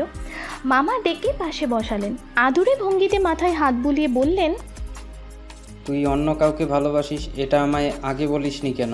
তাহলে তো আর তোর অন্য জায়গায় বিয়ে দিতে চাইতাম না। চলে গিয়েছিলি কি আমাদের শাস্তি দিতে? আর যখন ফিরে এলি তখনও সত্যটা লুকাচ্ছিস? তুই কি ভেবেছিস সত্যটা জানলে আমরা মেনে নেব না? শ্রুতি বিশ্বাস করানোর জন্য অস্থির হয়ে বলল, মামু, বুঝতে ভুল হচ্ছে তোমাদের। সত্যি আমরা বিয়ে করিনি, আমাদের মধ্যে কোনো সম্পর্কও নেই। এবার বাড়ি শুদ্ধ লোকের বিশ্বাস না করে আর উপায় ছিল না। বাড়ির প্রত্যেকে অরিত্রকে কৃতজ্ঞতা জানায়, আপ্যায়ন করেন জাঁকজমকভাবে। দুপুরের খাবার খেয়ে অরিত্র যাওয়ার জন্য বের হয়ে পড়ে। বাড়ির সকলেই বলেছিল আজকের দিনটা থেকে যেতে, কিন্তু অরিত্র রাজি হয়নি। কাল সকালে অফিসে থাকতেই হবে, নতুন চাকরি, ছুটির সিচুয়েশন এখন নেই বললেই চলে।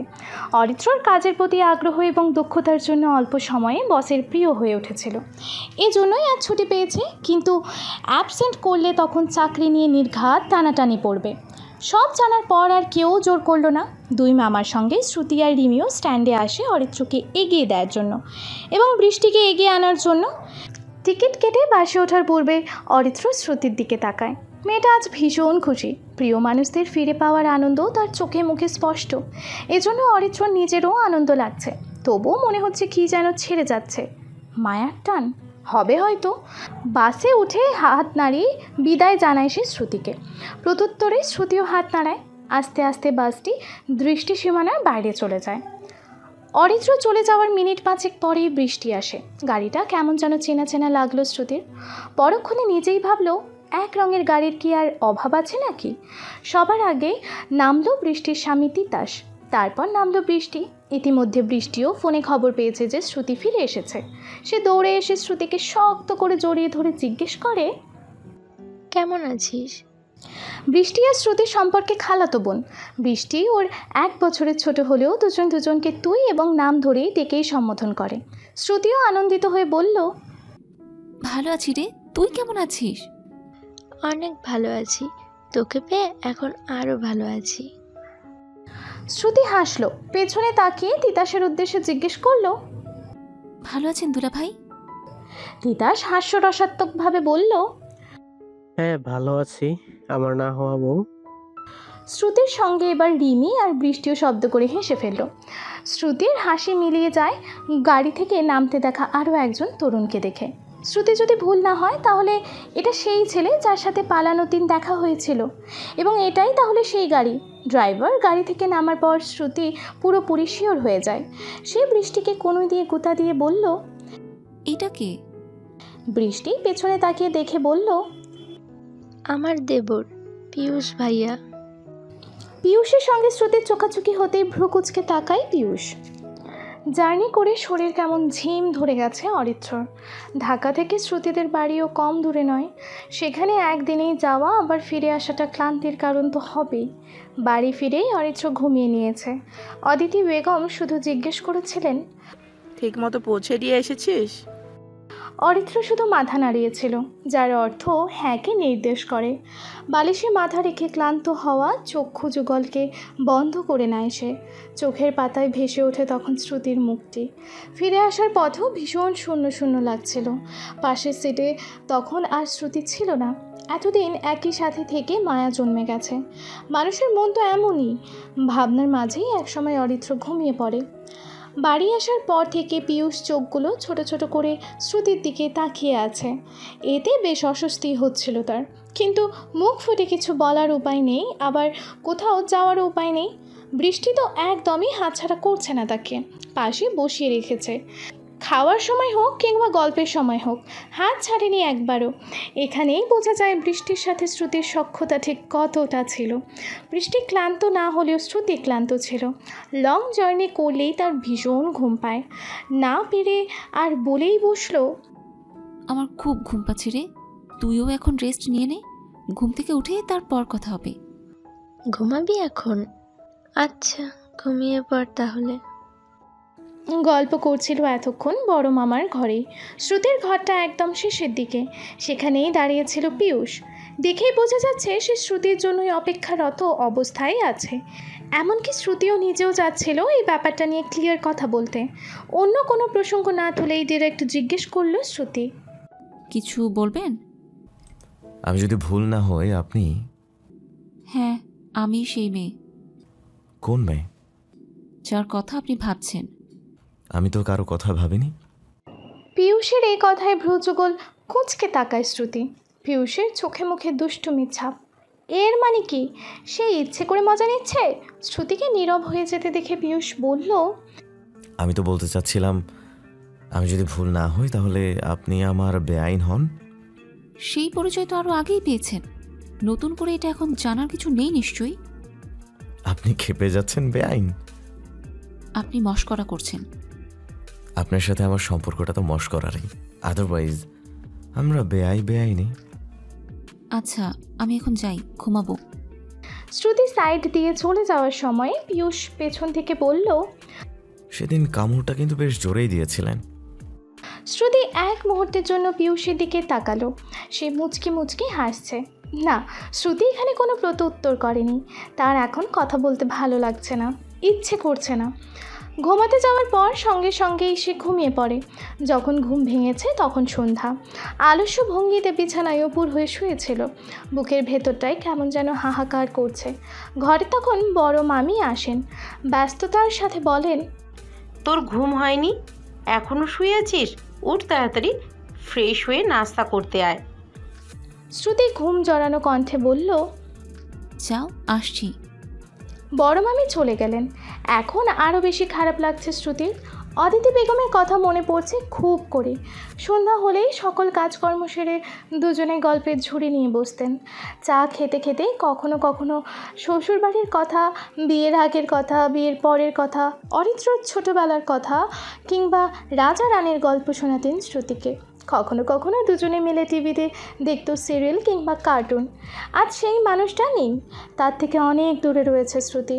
সুলাইমান রহমান, যার থেকে সে বাবার ভালোবাসা পেয়েছে, যে সব সময় হাসির কথা বলতো, হাসাতো সবাইকে, আজ তার কথা শুনে ওই বাড়ির বাকি সবাই হাসতে পারলেও শ্রুতি পারবে না।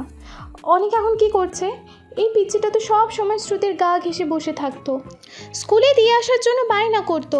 বন্ধুরা পরে যখন জিজ্ঞেস করতো, তোর সাথে ওই সুন্দরী আপুটা কে এসেছিল রে, অনেক গর্বের সাথে বলতো, আমার ভাবি হয়। বাড়িতে ফিরে আসার পরে এসব কথা আবার শ্রুতিকে বলতো। নিজের খাওয়ার টাকা দিয়ে শ্রুতির জন্য চকলেট কিনতো। এখন থেকে অনেক কার জন্য চকলেট কিনবে? পড়ে রইল বাকি অরিত্র। সে আসলে কেমন জানা নেই বিশেষ কিছু, তবে ভালো সে। স্মৃতিচরণ করতে গিয়ে আরও বেশি খারাপ লাগছিল শ্রুতির। দম বন্ধ করা অনুভূতি হচ্ছিল, বলা চলে তার কান্নাও পাচ্ছে। আর শুয়ে না থেকে উঠে গিয়ে ফ্রেশ হয়ে নেয়, চোখে মুখে ভালো মতো পানির ঝাপটা দেয়। বের হয়ে দেখে ঘরে আগে থেকেই বৃষ্টি আর রিমি বসে আছে। বৃষ্টি অভিযোগের সুরে বলে, তুই কত ঘুমাতে পারিস রে? কয়বার এসেছিলাম আমি জানিস? জার্নি করলে এমনই হয়, ঘুম পায় আমার। আচ্ছা, এখানে বস, এখন তোর গল্প বল। শ্রুতির হাত ধরে বিছানায় বসিয়ে বলল বৃষ্টি। শ্রুতি তোয়ালে দিয়ে মুখ মুছতে মুছতে বলল, গল্প আবার কি? কিছুই না। কিছুই না বললেই হলো? কিভাবে পালিয়ে গেলি? কার কাছে ছিলি? শ্রুতি সংক্ষেপে সব বলল। শুধু পিয়ুষের সঙ্গে দেখা হয়েছিল এই কথাটাই লুকিয়ে গেছে। দরজায় তখন তিতাস নক করে বলে, আসবো। শ্রুতি বলল, আসুন দুলা ভাই।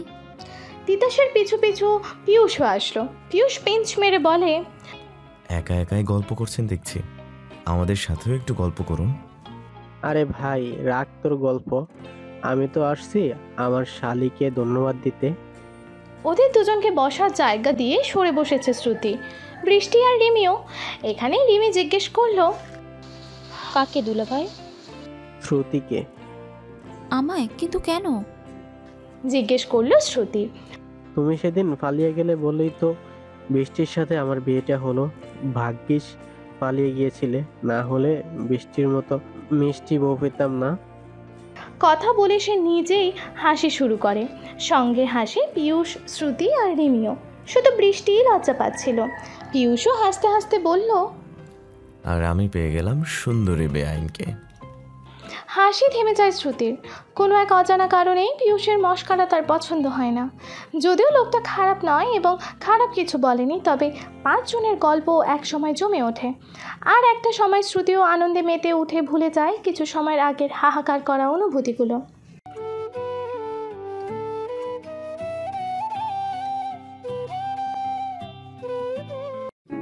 Experience every moment through our voice.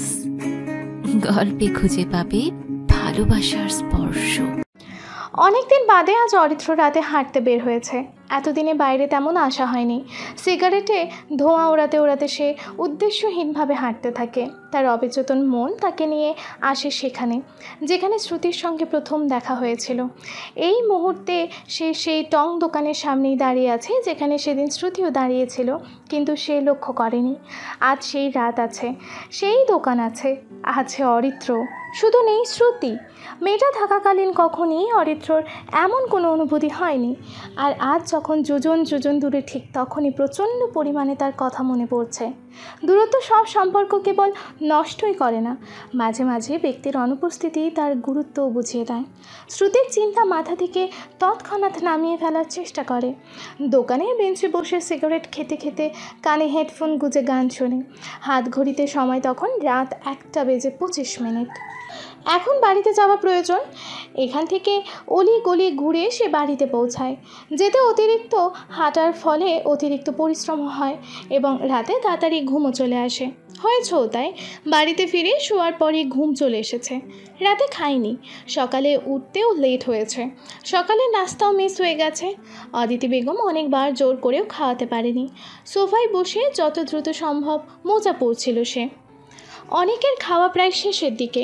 Sulaiman Rahman তাড়া দিয়ে বললেন, তাড়াতাড়ি খাওয়া বা, তোকে স্কুলে দিয়ে আমি অফিসে যাব।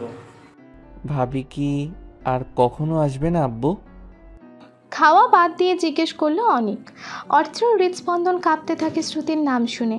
তাড়াহুড়ো এবং ব্যস্ততার মাঝে থাকায় সকালে একবারও মনে পড়েনি। কিছুক্ষণ স্তব্ধ হয়ে সুলাইমান রহমান বললেন, না। এই না শব্দে আরও বেশি যন্ত্রণা অনুভব হয় অরিত্রর। সে চলে যায় অফিসে। অফিসের সময়টাও তার ব্যস্ততার মাঝেই কাটল।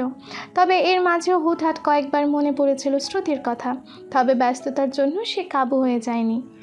অফিসের সমস্ত কাজ শেষ হতে হতে তার আবারও ঘুম পাচ্ছিল। কোনো রকম মাথা রাখার জায়গা পেলেই ঘুমিয়ে পড়তে পারবে বলে মনে হচ্ছে। ক্লান্ত হয়ে সে বাড়িতে ফেরে। হাতে আজ চটপটি। কলিং বেল বাজানোর পর দরজা খুলে দেন অদিতি বেগম। মুহূর্তেই অরিত্রর ভাবনায় ভাটা পড়ে। সে জিজ্ঞেস করে, শ্রুতি কোথায়? তিনি এক দৃষ্টিতে কিছুক্ষণ ছেলের দিকে তাকিয়ে থাকেন, হাত থেকে চটপটির প্যাকেট নিয়ে বলেন, ভুলে গেছিস? অরিত্র আর কিছু বলল না, নীরবে চলে গেল ঘরের ভেতরে। অসহ্য রকম কষ্ট হচ্ছে তার। শ্রুতি আজ দরজা খুলে দেয়নি। আজ বাড়ি ফিরেই তার হাসি মাখা মুখটা দেখতে পায়নি অরিত্র। হাঁসফাঁস লাগছিল তার। ভারী তপ্ত দীর্ঘ নিঃশ্বাস বুক জুড়ে ছড়িয়ে পড়ে। স্বগতোক্তি করে সে বলে, আই মিস ইউ শ্রুতি। চারিদিকে মানুষের ভিড়ের জন্য ঠিকমতো হাঁটা যাচ্ছে না, ধাক্কাধাক্কি করেও খুব একটা সামনে আগানো সম্ভব হচ্ছে না। এক হাতে অরিত্র অনেকের হাত ধরে রেখেছে, অন্য পাশে শ্রুতি প্রায় ওর গা ঘেঁষে হাঁটছে। অরিত্র যে রাগ করে আছে সেটাও বোঝা যাচ্ছে। মেলায় আসার বায়না করেছিল অনিক এবং শ্রুতি। অরিত্র অনেকবার করে বলেছে এখন প্রচণ্ড ভিড় থাকবে, যাওয়ার প্রয়োজন নেই। কে শুনে কার কথা? এদিকে দুজনই নাছোড়বান্দা। অগত্যা অরিত্রকেও এই দুজনকে নিয়ে আসতে হয়েছে। আসার পর শ্রুতিও এবার নিজের ফল্ট বুঝতে পেরে মনে মনে নিজেকেই গালি দেয়। ইচ্ছে তো করছে এখান থেকেই বাড়ি ফিরে যেতে, কিন্তু সেটা বলার মতো কিঞ্চিত পরিমাণ সাহসও অবশিষ্ট নেই আর। ভিড়ের মধ্য থেকেই শ্রুতি অরিত্রর থেকে আলাদা হয়ে যায়। সে অনেক পিছে পড়ে যায় এবং পেছনের মানুষজনরা সামনে এগিয়ে যায়। সেই সঙ্গে সামনে এগিয়ে গিয়েছে অরিত্র। এদিকে ঠায় দাঁড়িয়ে থাকার দারুণ দুপাশ থেকে মানুষজনের সঙ্গে ধাক্কা লাগছে শ্রুতির। সাহস সঞ্চয়ে সামনে এগিয়ে গিয়েও অরিত্রর দেখা আর পায় না। ভীষণ কান্না পাচ্ছিল ওর। ভিড়ের মধ্য থেকে বেরিয়ে এসে সাইডে এক বন্ধ দোকানের নিচে দাঁড়িয়ে থাকে। অনবরত দুটি চোখ ভিড়ের মধ্যে খুঁজে বেড়াচ্ছে অরিত্র এবং অনিককে। সেই ঢাকা শহরের কিছুই চেনে না, এখান থেকে কিভাবে বাড়ি ফিরে যেতে হবে তাও জানা নেই তার। আশেপাশে এবার বেশ কিছু ছেলে জমা হয়ে যায়, যারা নানানভাবে শ্রুতিকে উত্ত্যক্ত করছে। অরিত্রকে হারিয়ে যতটা না কান্না পাচ্ছিল, ছেলেগুলোর বাজে বাজে কথা শুনে তার চেয়েও বেশি কান্না পাচ্ছে এখন।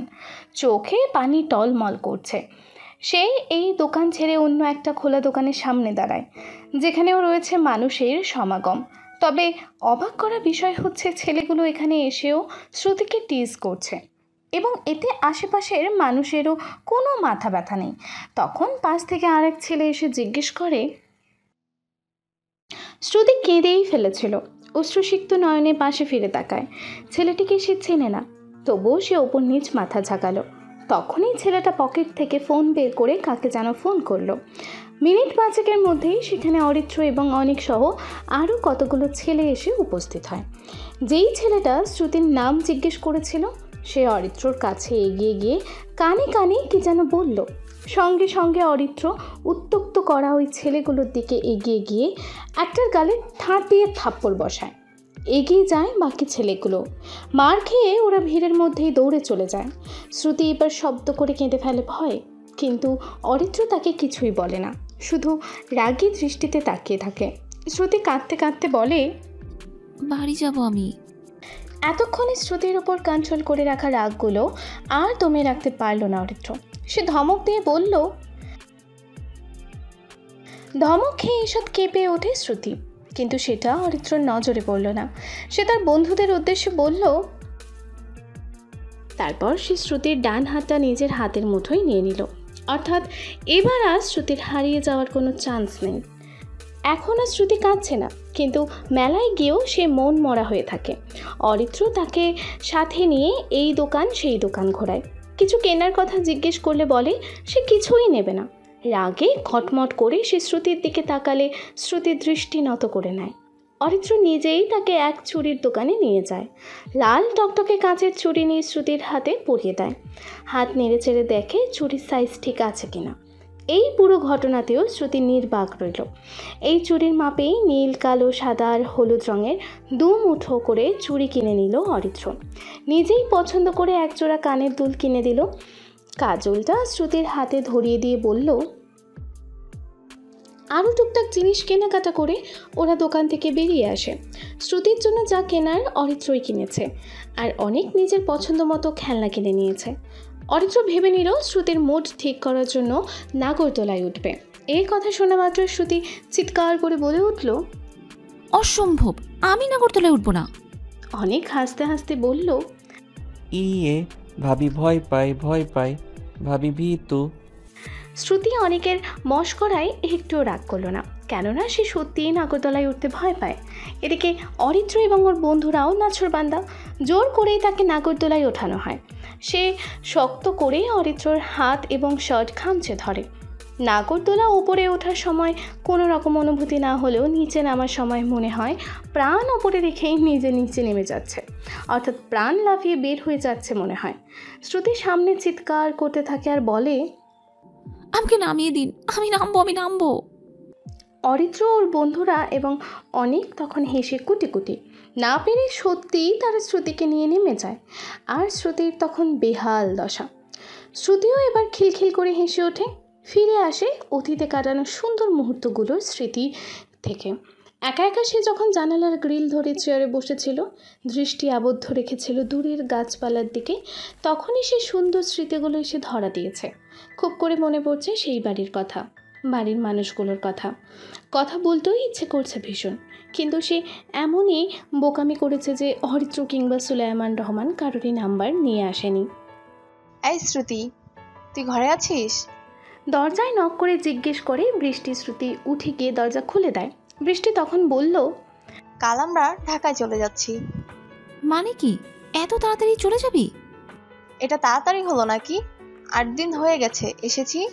তো দুলাভাই ফোনের উপর ফোন করছে বাড়ি ফিরে যাওয়ার জন্য। পীয়ূষ ভাইয়া আজ আসবে আমাদের নিয়ে যাওয়ার জন্য। আমাদের মানে? এখানে আমরা কারা? কেন জানিস না মনে হয়? আমি, তুই আর রিমি। তুই তো আমার শ্বশুর বাড়ি যাসনি একবারও। শ্রুতি অন্য কোনো সময় হলে যেতে রাজি হতো না, কিন্তু এবার বিনা বাক্যে রাজি হয়ে গেল। বৃষ্টির শ্বশুর বাড়ি ঢাকায়, অরিত্রদের বাড়িও ঢাকায়, আর শ্রুতিও এখন অরিত্রদের বাড়ির ঠিকানা অলিগলি সব চেনে। এই একটাই সুযোগ এখন ওদের সাথে যোগাযোগ করার।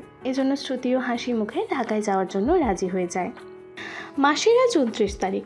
বাড়ির আসবাবপত্র এখন থেকেই নতুন বাসায় নেওয়া শুরু করেছে অরিত্র। কাল শুক্রবার, আজ আর কালকের মধ্যেই সব নিয়ে গোছগাছ করতে হবে। এরপর আর সময় পাওয়া যাবে না। অনেক বছর ধরে ওরা এই বাসায় ছিল, হয়তো আরও থাকতো, কিন্তু অরিত্র নারাজ ছিল। তার দম বন্ধ হয়ে আসে এখানে। কারণটা আর অন্য কিছুই নয়, বরং শ্রুতি। অফিস থেকে বাড়ি ফেরার পর শ্রুতি দরজা খুলে দেয় না, এটা তাকে পীড়া দেয়। অরিত্রকে খুঁজে খুঁজে কথা বলে না, এটা সে মিস করে। বৃহস্পতিবারে এখন আর সে বাচ্চাদের মতো বায়না ধরে বলে না, কাল কিন্তু আমায় অনেককে ঘুরতে নিয়ে যেতে হবে। ঘরের পর্দা ধরে ঝুলতে ঝুলতে এখন আর সে দুষ্টুমি করে না। খাওয়ার সময় সামনের চেয়ারে এখন আর শ্রুতি বসে না, জায়গাটা ফাঁকাই রয়ে যায়।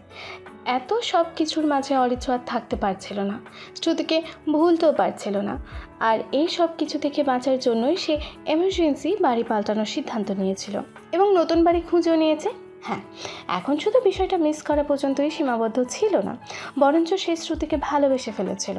ভালোবাসাটা হয়তো প্রথম থেকেই ছিল, হতে পারে সে নিজেই বুঝতে পারেনি। এখন শ্রুতির অনুপস্থিতি সেটা অরিত্রকে বুঝিয়ে দিচ্ছে। তবে এই কথাও সত্য, এই ভালোবাসা কখনই সম্ভবপর নয়, কেননা সে কখনোই শ্রুতির ওই দু চোখে তার জন্য ভালোবাসা কিংবা কোনো অনুভূতি দেখেনি। সব জিনিসপত্র নিতে নিতে ওদের রাত হয়ে যায়। বাড়ি থেকে চলে যাওয়ার আগেও অরিত্রর কষ্ট অনুভূত হয়। এক মনে সে ভাবে, বাড়িটা ছাড়া কি ঠিক হলো? এতদিন তো শ্রুতির স্মৃতি ছিল, কিন্তু এখন তো আর সেটাও থাকবে না। দীর্ঘশ্বাস নিল সে। সকল পিছুটান কাটিয়ে বাবা মা আর ভাইকে নিয়ে চলে যায় অন্যত্র নতুন বাড়িতে। আজকের সকাল অন্যরকম সুন্দর।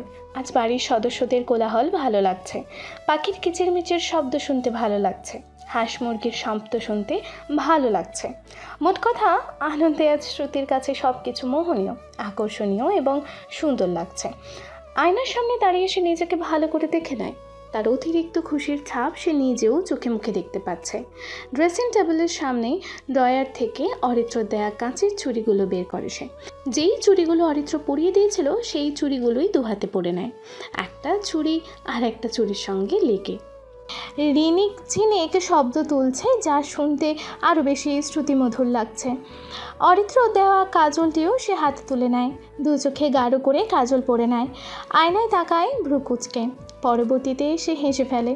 গালে হাত রেখে আয়নায় থাকা নিজের প্রতিবিম্বকে জিজ্ঞেস করে, আমায় কি সত্যি মায়াবিনী লাগছে? একদম, কোনো সন্দেহ নেই এতে। শ্রুতি আয়নাতেই দরজার দিকে তাকালো। কথাটি বলছে পীয়ূষ। না, আজ পীয়ূষকে তার বিরক্ত লাগছে না, তাকেও ভালো লাগছে। শ্রুতি পেছনে ঘুরে এক গাল হেসে বলল, ভেতরে আসুন। কি ব্যাপার, আজ এত খুশি কেন বলুন তো? ভেতরে প্রবেশ করে জিজ্ঞেস করলো পীয়ূষ। প্রত্যুত্তরে এবার শ্রুতি হেসে বলল, খুশি হতে বারণ নাকি? একদম না, হাসি খুশি থাকলেই আপনাকে অনেক সুন্দর লাগে। চোখে কাজল দেয়ায় আরও বেশি সুন্দর দেখাচ্ছে। তা এত খুশির কারণটা কি? হবু শ্বশুরবাড়ি যাচ্ছেন বলে? শ্রুতি প্রথমে ভ্রু কুঁচকে তাকায়, পরক্ষণেই আবার হেসে ফেলে, কারণ সে জানে পিয়ুষের সাথে তার সম্পর্ক দুষ্টুমি করার। সেহেতু পিয়ুষ দুষ্টুমি করেই এ কথা বলেছে বলে ভেবে নেয়, অথচ তার জানাও নেই পিয়ুষের এ কথাই সত্যি হতে চলেছে। ওদিকে অধীর আগ্রহে অপেক্ষা করছে পিয়ুষের বাবা মা এবং বোন শ্রুতিকে সামনে থেকে দেখার জন্য। সকালের নাস্তাও শ্রুতি খুশির কারণে খেতে পারল না, আনন্দেই তার পেট ভরে যাচ্ছে। তবুও মামা মামির বকুনির জন্য অল্প কিছু খেয়ে নেয়। এরপর ব্যাগপত্র নিয়ে গাড়িতে উঠে বসে। সামনে ড্রাইভার এবং পিয়ুষ বসেছে, পেছনে বসেছে বৃষ্টি, রিমি আর শ্রুতি। সে সিটের সাথে চোখ বন্ধ করে হেলান দিয়ে বসে, মনে মনে হাসে। দেখা হবে আজ সেই কাঙ্ক্ষিত মানুষগুলোর সাথে, অথচ যার অথবা যাদের জন্য শ্রুতির এই আনন্দের ধারা, সেই ধারায় যে সেখানে নেই সেটা এই মেয়ের জানাও নেই। আনন্দের উচ্ছ্বাস যার মনের কোণে কিরণ ছড়াচ্ছে, কিছুক্ষণ পরেই যে অন্ধকারের ঘনঘাটা তার সর্বমনে বিষাদের বীজ বুনতে যাচ্ছে তা সে আন্দাজও করতে পারছে না। পুরোটা পথ শ্রুতির আনন্দে কেটেছে। এতদিন বাদে আবারও সবার সাথে দেখা হবে, সেই খুশিতেই সে আত্মহারা। বৃষ্টি শ্বশুরবাড়ি আসার পর হরেক রকম আয়োজন দেখা যায়। ওর শ্বশুর শাশুড়িও ভীষণ মিশুক, তবু শ্রুতির অস্বস্তি অনুভূত হচ্ছিল, কেননা রুমকির মতো সেও তো বিয়ের আসর থেকে পালিয়েছিল। মনের ভেতর ভয় জন্মাছিল যদি পেছনের কথাগুলো তুলে আনে, কিন্তু এমন কিছুই হয়নি। তাদের কথাবার্তা কিংবা আচরণে বোঝার উপায়ও নেই যে অতীতে এমন কিছু ঘটেছিল। খাওয়ার পরে সবাই যখন বিশ্রাম নিচ্ছিল, শ্রুতি তখন ভাবছিল কী করে সে অরিত্রদের বাড়িতে যাবে। কেউ তো একা ছাড়তে রাজিও হবে না। পিয়ুষের সাহায্য প্রয়োজন এখন। তার আগে শ্রুতিও একটু বিশ্রাম নিয়ে নেয়। রিমি পাশেই শুয়ে আছে, এতক্ষণে ঘুমিয়েও পড়েছে। শ্রুতিও বালিশে মাথা রাখতেই কয়েক মিনিটের মধ্যে ঘুমিয়ে পড়ে। যখন ঘুম ভাঙে তখন প্রায় সন্ধে হয়ে গেছে। তড়িঘড়ি করে উঠে আগে ফ্রেশ হয়ে নেয়, এরপর খুঁজতে থাকে পিয়ুষকে। চোরের মতো করে খুঁজতে থাকার দৃষ্টি ধরে ফেলে বৃষ্টির শাশুড়ি। পাশে বৃষ্টিও ছিল। তার ধারণা শ্রুতি পিয়ুষকেই খুঁজছে, তবে সরাসরি সে কথা বলল না। জিজ্ঞেস করলো, কাউকে খুঁজছো শ্রুতি? আচমকা শ্রুতি থতমত খেয়ে যায়, আমতা আমতা করে বলে, না মানে মানে ওই পিয়ুষ ভাইয়া কোথায়? ও তো ওর ঘরেই আছে। ওই তো ওটা ওর ঘর, যাও তুমি। শ্রুতির ইতস্তত বোধ হচ্ছিল, তবু যাওয়া প্রয়োজন, কেননা ওই বাড়িতে যাওয়ার জন্য এখন একমাত্র পিয়ুষই সাহায্য করতে পারে। পিয়ুষের ঘরের দরজা কিছুটা ভিজিয়ে রাখা, দরজায় টোকা দিয়ে শ্রুতি পারমিশন চাইল। ভিতরে আসবো? আসুন। ভেতর থেকে পিয়ুষের জবাব এলো। শ্রুতি ভেতরে গিয়ে দেখে পিয়ুষ কম্পিউটারে কাজ করছে। একগাল হেসে পিয়ুষ বলল, হঠাৎ কি মনে করে আসলেন বেআইন? বসুন। শ্রুতি খাটের ওপর বসলো। এখনও সে স্বাভাবিক হতে পারছে না। হাসার চেষ্টা করে বলল, এমনি আসলাম। কেন, আসা বারণ নাকি? একদমই না, আপনার জন্য এই ঘর সবসময় উন্মুক্ত। শ্রুতি মৃদু হাসলো, বলল, এসেছি একটা কথা বলতেই। পিয়ুষ এবার চেয়ার সহ নিজেও শ্রুতির দিকে ঘুরে বসলো। হেসে বলল, তা আমিও জানি, নয়তো আপনার দর্শন পাওয়া যে এত সহজ নয় সেটা তো আমার অজানা নয়। প্রতি উত্তরে এবারে শ্রুতি হাসি প্রদান করে বলল, একটা জায়গায় যাব, নিয়ে যাবেন? আবার পালানোর মতলব আছে নাকি? পালালে আপনাকে সাথে নেব কেন? কে জানে, আমাকে নিয়েও পালাতে পারেন। আপনার মাথা, বলুন না, নিয়ে যাবেন নাকি? অবশ্যই নিয়ে যাব। কোথায় আর কবে যাবেন সেটা বলুন। কবে নয়, আজই যাবর, এক্ষুনি। কোথায়? পালিয়ে গিয়ে যেখানে ছিলাম আমি, সেই বাসায়। আজই যেতে হবে? হ্যাঁ, আজই। আপনার সমস্যা আছে কোনো? একদম নয়, চলুন তাহলে যাওয়া যাক। যাওয়ার সময় ওরা রিমিকেও সাথে নিয়ে নিল। বাড়িতে জানিয়েছে আশেপাশে ঘুরতে যাচ্ছে। গাড়ি যতই বাড়ির দিকে এগিয়ে যাচ্ছিল ততই বেশি যেন উত্তেজনা বাড়ছিল।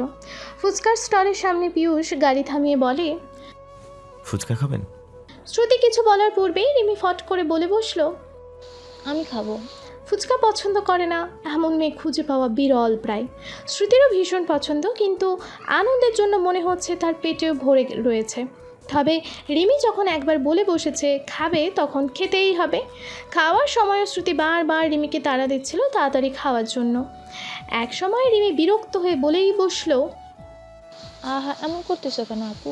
শান্তিতেও কি একটু খেতে দিবে না? পিয়ুষ শ্রুতির অস্থিরতা খেয়াল করেছিল বাড়ি থেকে বের হওয়ার পর থেকেই। এই পর্যায়ে সে জিজ্ঞেস করেই ফেলল, কোনো সমস্যা শ্রুতি? আপনি এত ব্যস্ত হয়ে পড়ছেন কেন? শ্রুতি হাসার চেষ্টা করে বলল, না মানে এমনি। এরপর সে নিজেও যথাসম্ভব ওদের সঙ্গে নিজেকে যোগ করার চেষ্টা করলো। জায়গায় জায়গায় গাড়ি দাঁড় করিয়ে এটা সেটা খেলো সবার সঙ্গে, কিন্তু মনে মনে সে অস্থিরতায় ভেঙে পড়ছিল বারংবার। ঢাকা শহর ঘুরতে ঘুরতেই রাত 10টা পার হয়ে গেছে। এখনও তো কত দূরে অরিত্রদের বাড়ি পড়েই রয়েছে।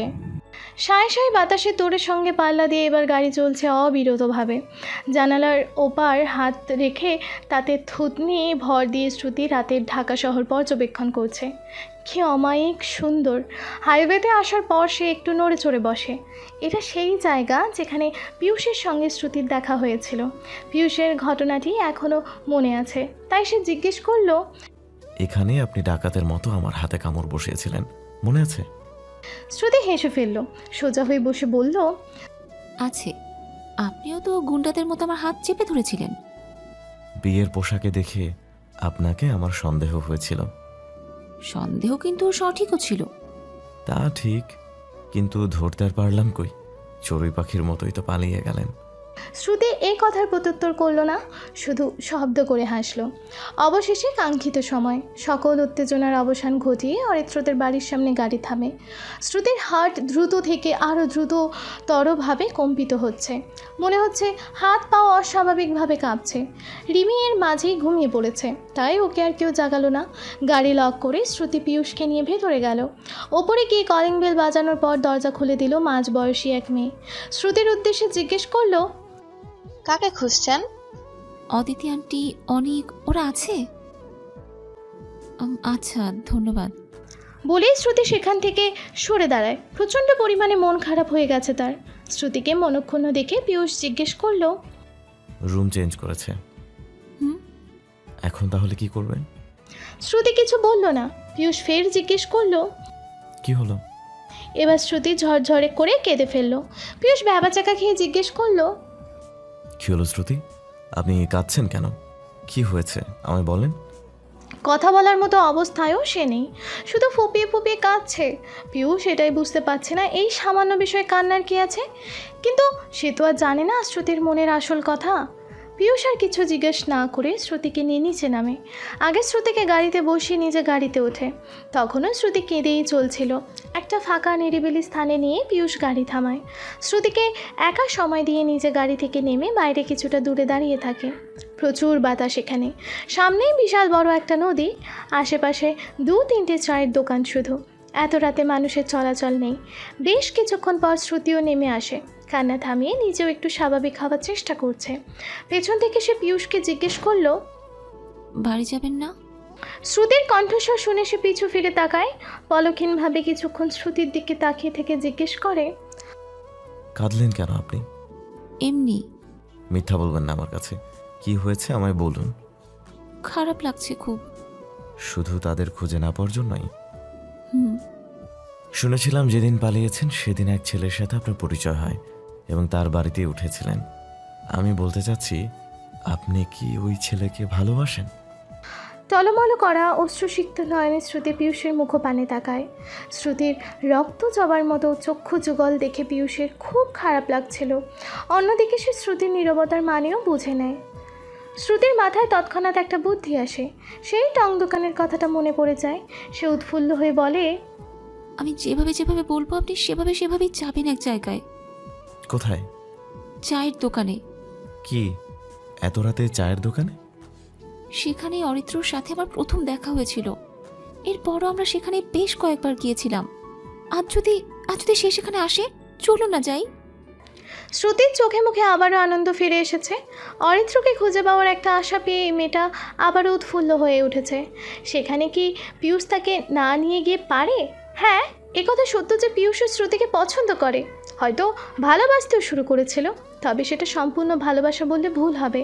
সে শ্রুতিকে চেনে 9 দিনের মতো, আর অন্যদিকে শ্রুতি এবং অরিত্র দুজনকে আদ্যপ্রান্ত জানে। শ্রুতি যখন অরিত্রকে ভালোবেসে ফেলেছে, সেখানে অরিত্ররও ভালোবাসার সম্ভাবনা কম নয়। এখানে বলা চলে শ্রুতি পিয়ুষের পছন্দের মানুষ। যেহেতু পছন্দের মানুষটির ভালোবাসা খুঁজতে সাহায্য করা অতি আবশ্যক। পীয়ূষ গোপনে দীর্ঘশ্বাস ত্যাগ করে শ্রুতিকে সেই স্থানে নিয়ে যায়। দোকান ফাঁকা, শুধু বুড়ো বুড়ি বসে আছে। তারাও শ্রুতিকে চিনতে পারে, জিজ্ঞেস করে, এতদিন কোনে আসিলা? বাড়িতে ফিরে গিয়েছিলাম দাদু। পীয়ূষ বেঞ্চের উপর বসে রয়েছে, চা অর্ডার দিয়ে শ্রুতিও বসে। অরিত্রর প্রসঙ্গ তুলে জিজ্ঞেস করে, সে কি আর আসেনি? ক্যাডা? তোমার লগে যেই পুলা আইতো? হ্যাঁ। হ, আহে তো, মাঝে মাঝেই আহে। আজকেও আইছিল। শ্রুতি প্রফুল্ল হয়ে বলে, আজও এসেছিল? হ। সে কোথায় থাকে আপনারা জানেন? তা তো জানি না দাদু ভাই। শ্রুতির মন আবারও খারাপ হয়ে যায়। এতক্ষণে চাও হয়ে গেছে। পীয়ূষ চায়ের কাপে চুমুক দিয়ে বলে, মন খারাপ করছেন কেন? ওনারা তো বললো অরিত্র নাকি মাঝে মধ্যে এখানে আসে রাতে। আমরা না হয় কাল আবার আসবো। শ্রুতি কিছু বলল না, শুধু মেকি হাসলো। চায়ের বিল পীয়ূষই দিল। আসার আগে শ্রুতি নিজের নাম্বারটা তাদের কাছে দিয়ে বলল, কাল যদি সে আবার আসে তাহলে এই কাগজটা তাকে দেবেন। আইসা। একরাশ মন খারাপ আর বিষণ্ণতা নিয়ে শ্রুতি চলে যায়। রাত 12:35। নিখিলকে নিয়ে হাঁটতে হাঁটতে আবারও সেই টং দোকানে এসেছে অরিত্র। এখান থেকে ফিরে গিয়ে বাড়িতে ঘুমানোর চেষ্টা করেছিল, কিন্তু ঘুম আসেনি। তাই নিখিলকে ফোন করে সাথে নিয়ে এসেছে। কিছুটা গল্প করা হবে আর সময়ও কাটবে এই আশায়। ওই বাড়ি ছাড়ার পর থেকে অরিত্র আরও বেশি আফসোস করছে। শ্রুতির স্মৃতির চিহ্নটুকু নিজের ইচ্ছায় হারিয়ে পাগলপাড়া হয়ে গেছে। এখন এই একমাত্র স্থানই রয়েছে যেখানে আসলে মনে হয় এই তো শ্রুতির সাথেই রয়েছে। দোকানে এসে বেঞ্চের উপর বসে অরিত্র বলল, দাদা 2টা চা দেন, আগে একটা সিগারেট দিয়েন। সিগারেট নিয়ে আগুন জ্বালিয়ে ধোঁয়া ওড়াতে শুরু করেছে অরিত্র। তখন বুড়ি বলল, ওই মাইয়াটা আসছিল। অরিত্র চমকে গিয়ে জিজ্ঞেস করলো, কোন মেয়ে? তোমার লগে যে আইতো। শ্রুতি? নাম তো মনে থাকে না ভাই। এই কাগজটা দিয়া গেছে। নাম্বার লেখা কাগজটি অরিত্রর দিকে বাড়িয়ে দিলেন তিনি। অরিত্র অতি দ্রুততার সাথে কাগজটি হাতে তুলে নিল। সেখানে একটা নাম্বার এবং শ্রুতির নাম লেখা। মুহূর্তেই অরিত্রের মনে হলো মরুভূমিতে সে পানির দেখা পেয়েছে। সময় বিলম্ব না করে নাম্বারটিতে সে কল দিল।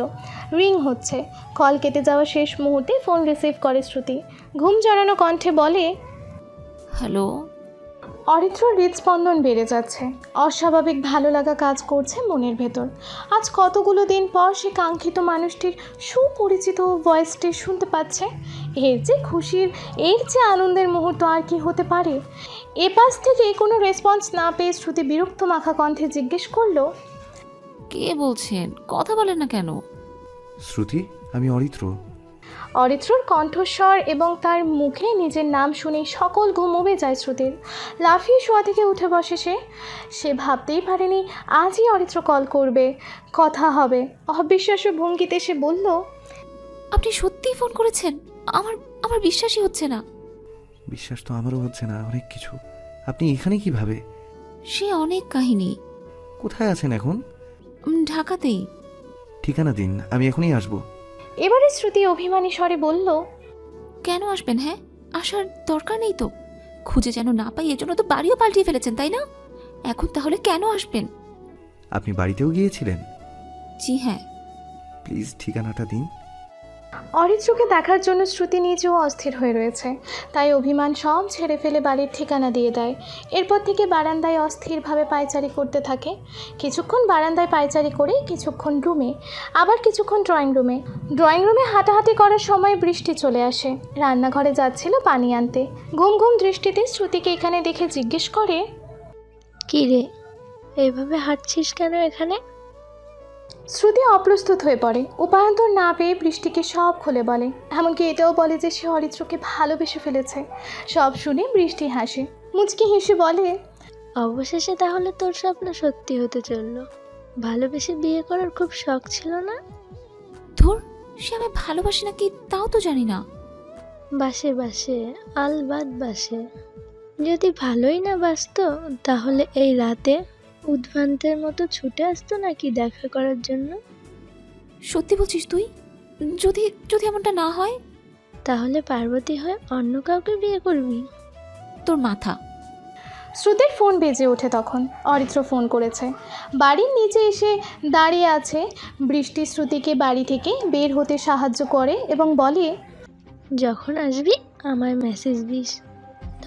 দরজা খুলে দিব, জেগে আছি আমি। খুশিতে বৃষ্টির গালে চুমু খেয়ে শ্রুতি বলল, আমার মিষ্টি বোন। মেইন গেট থেকে বের হওয়ার পরই অরিত্রকে দেখতে পেল। সোডিয়াম লাইটের আলোতে অরিত্রর মুখ স্পষ্ট দেখা যাচ্ছে। কালো রঙের একটা শার্ট পরে আছে, চুলগুলো আজও উস্কো খুস্কো। শ্রুতির ইচ্ছে করছে দৌড়ে গিয়ে জড়িয়ে ধরতে, কিন্তু নিজের এই ইচ্ছেকে সে সংবরণ করে নিল। কাছে গিয়ে অতি শীতল কণ্ঠে জিজ্ঞেস করলো, কেমন আছেন? ভালো আছি, তুমি কেমন আছো? তুমি।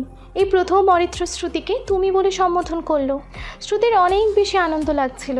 সে বলল, আলহামদুলিল্লাহ ভালো আছি। সামনে হাঁটি। শ্রুতি মাথা নাড়িয়ে সায় দিল। পাশাপাশি দুজনে হাঁটছে, দুজনেই নীরব। অরিত্র নিজেই বলল, একটা কথা বলবো? হ্যাঁ। রাগ করবে না তো? না। কিভাবে বলবো বুঝতে পারছি না। অরিত্র দাঁড়িয়ে পড়ে, তাই শ্রুতিও দাঁড়িয়ে যায়। লজ্জায় তাকাতেও পারছে না, অথচ আগে কখনো অরিত্রর সামনে লজ্জা লাগেনি তার। শ্রুতি, তুমি যখন আশেপাশে ছিলে, কাছে ছিলে, আমি ঘুমাক্ষরেও টের পাইনি যে আমি তোমায় ভালোবাসি। যেদিন তোমায় গ্রামে রেখে আসলাম, সেদিন ফিরে আসার পথেই বুকে মোচড় দিয়ে ওঠে। বারবার মনে হচ্ছিল পাশের সিটে তুমি আছো। তোমার অনুপস্থিতি আমায় জানিয়ে দিয়েছিল আমি তোমায় কতটা ভালোবাসি। আমার জানা নেই তুমি আমায় ভালোবাসো কি না, কখনো হয়তো বলতামও না। তবে আজ তোমায় সামনে পেয়ে অনুভূতিগুলো প্রকাশ না করেও থাকতে পারলাম না। আমাদের আর্থিক অবস্থাও তোমাদের তুলনায় ভালো নয়। তোমার পরিবার হয়তো মানবে না, তুমি নিজেও হয়তো চাইবে না এমন পরিবারে আসতে। তবুও সব কিছু জানা সত্ত্বেও আমি আমার মনের কথাগুলো আজ তোমায় জানিয়ে দিলাম। একদমই কথাগুলো বলল অরিত্র। শ্রুতি মনোযোগ দিয়ে প্রতিটা কথা শুনছিল। এবার সে বলল, আমার নিজের পরিবার বলতে মামা মামি আছে, বাবা মা কেউ নেই। বাবার সম্পত্তিও আমার নামে নেই, কারণ সে তার দ্বিতীয় স্ত্রী এবং সন্তানদের নিয়ে আলাদা থাকে। এই সত্যিটা আপনার অজানা ছিল। সেহেতু আমার নিজের বলতে কোনো সম্পত্তিও নেই। যা আছে সব মামা মামির। বাবা মায়ের থেকে যতটা না ভালোবাসা পেয়েছি, তার চেয়েও অনেক বেশি ভালোবাসা পেয়েছি তাদের থেকে। আপনার পরিবারের মতো খুব কম সংখ্যক পরিবারই দেখেছি আমি। আপনার মাকে পেয়ে মনে হয়েছিল উনি আদর্শ মা। আপনার বাবাকে পেয়ে আমি পেয়েছিলাম বাবার স্নেহ। এখন এই সব কিছুর পর যদি বলি আমিও আপনাকে ভালোবাসি, তবে কি আপনি আমায় ফিরিয়ে দেবেন? অরিত্র অবাক হয়ে তাকিয়ে রয়েছে। এই মুহূর্তে তার কথা বলার শক্তিও লোপ পেয়েছে। তবে সে খুঁজে পেয়েছে নিজস্ব ভালোবাসা। সে ভালোবাসে শ্রুতিকে, অনেক বেশি ভালোবাসে। সে বলল, তোমার হাতটা একবার ধরতে পারি? শ্রুতি হাত বাড়িয়ে দিল। হাতটি মুঠোবন্দি করে নিল অরিত্র। হাতের দিকে কিছুক্ষণ দৃষ্টি নিবদ্ধ রেখে শ্রুতির চোখের দিকে তাকিয়ে বলল, এই যে হাত ধরেছি, মৃত্যুর আগ পর্যন্ত আর ছাড়বো না। আমার শ্রুতিকে আমি ভালোবেসে আগলে রাখবো সারা জীবন। তুমি শুধু ভালোবেসে যেও। শ্রুতি চোখে পানি চিকচিক করছে, ঠোঁট কামড়ে ধরে বলল, জড়িয়ে ধরবো? অরিত্র দুহাত প্রসারিত করে দাঁড়ালো। তৃষ্ণার্থ পাখির ন্যায় শ্রুতি ঝাঁপিয়ে পড়ে অরিত্রর বুকে। দু হাতে আবদ্ধ করে নেয় অরিত্র। কানের কাছে ফিসফিস করে বলে, এক দ্বীপ প্রহরের রাত্রিতে তোমায় প্রথম দেখেছিলাম, আরেক দ্বীপ প্রহরে তোমায় ভালোবাসার সঙ্গী করে নিলাম।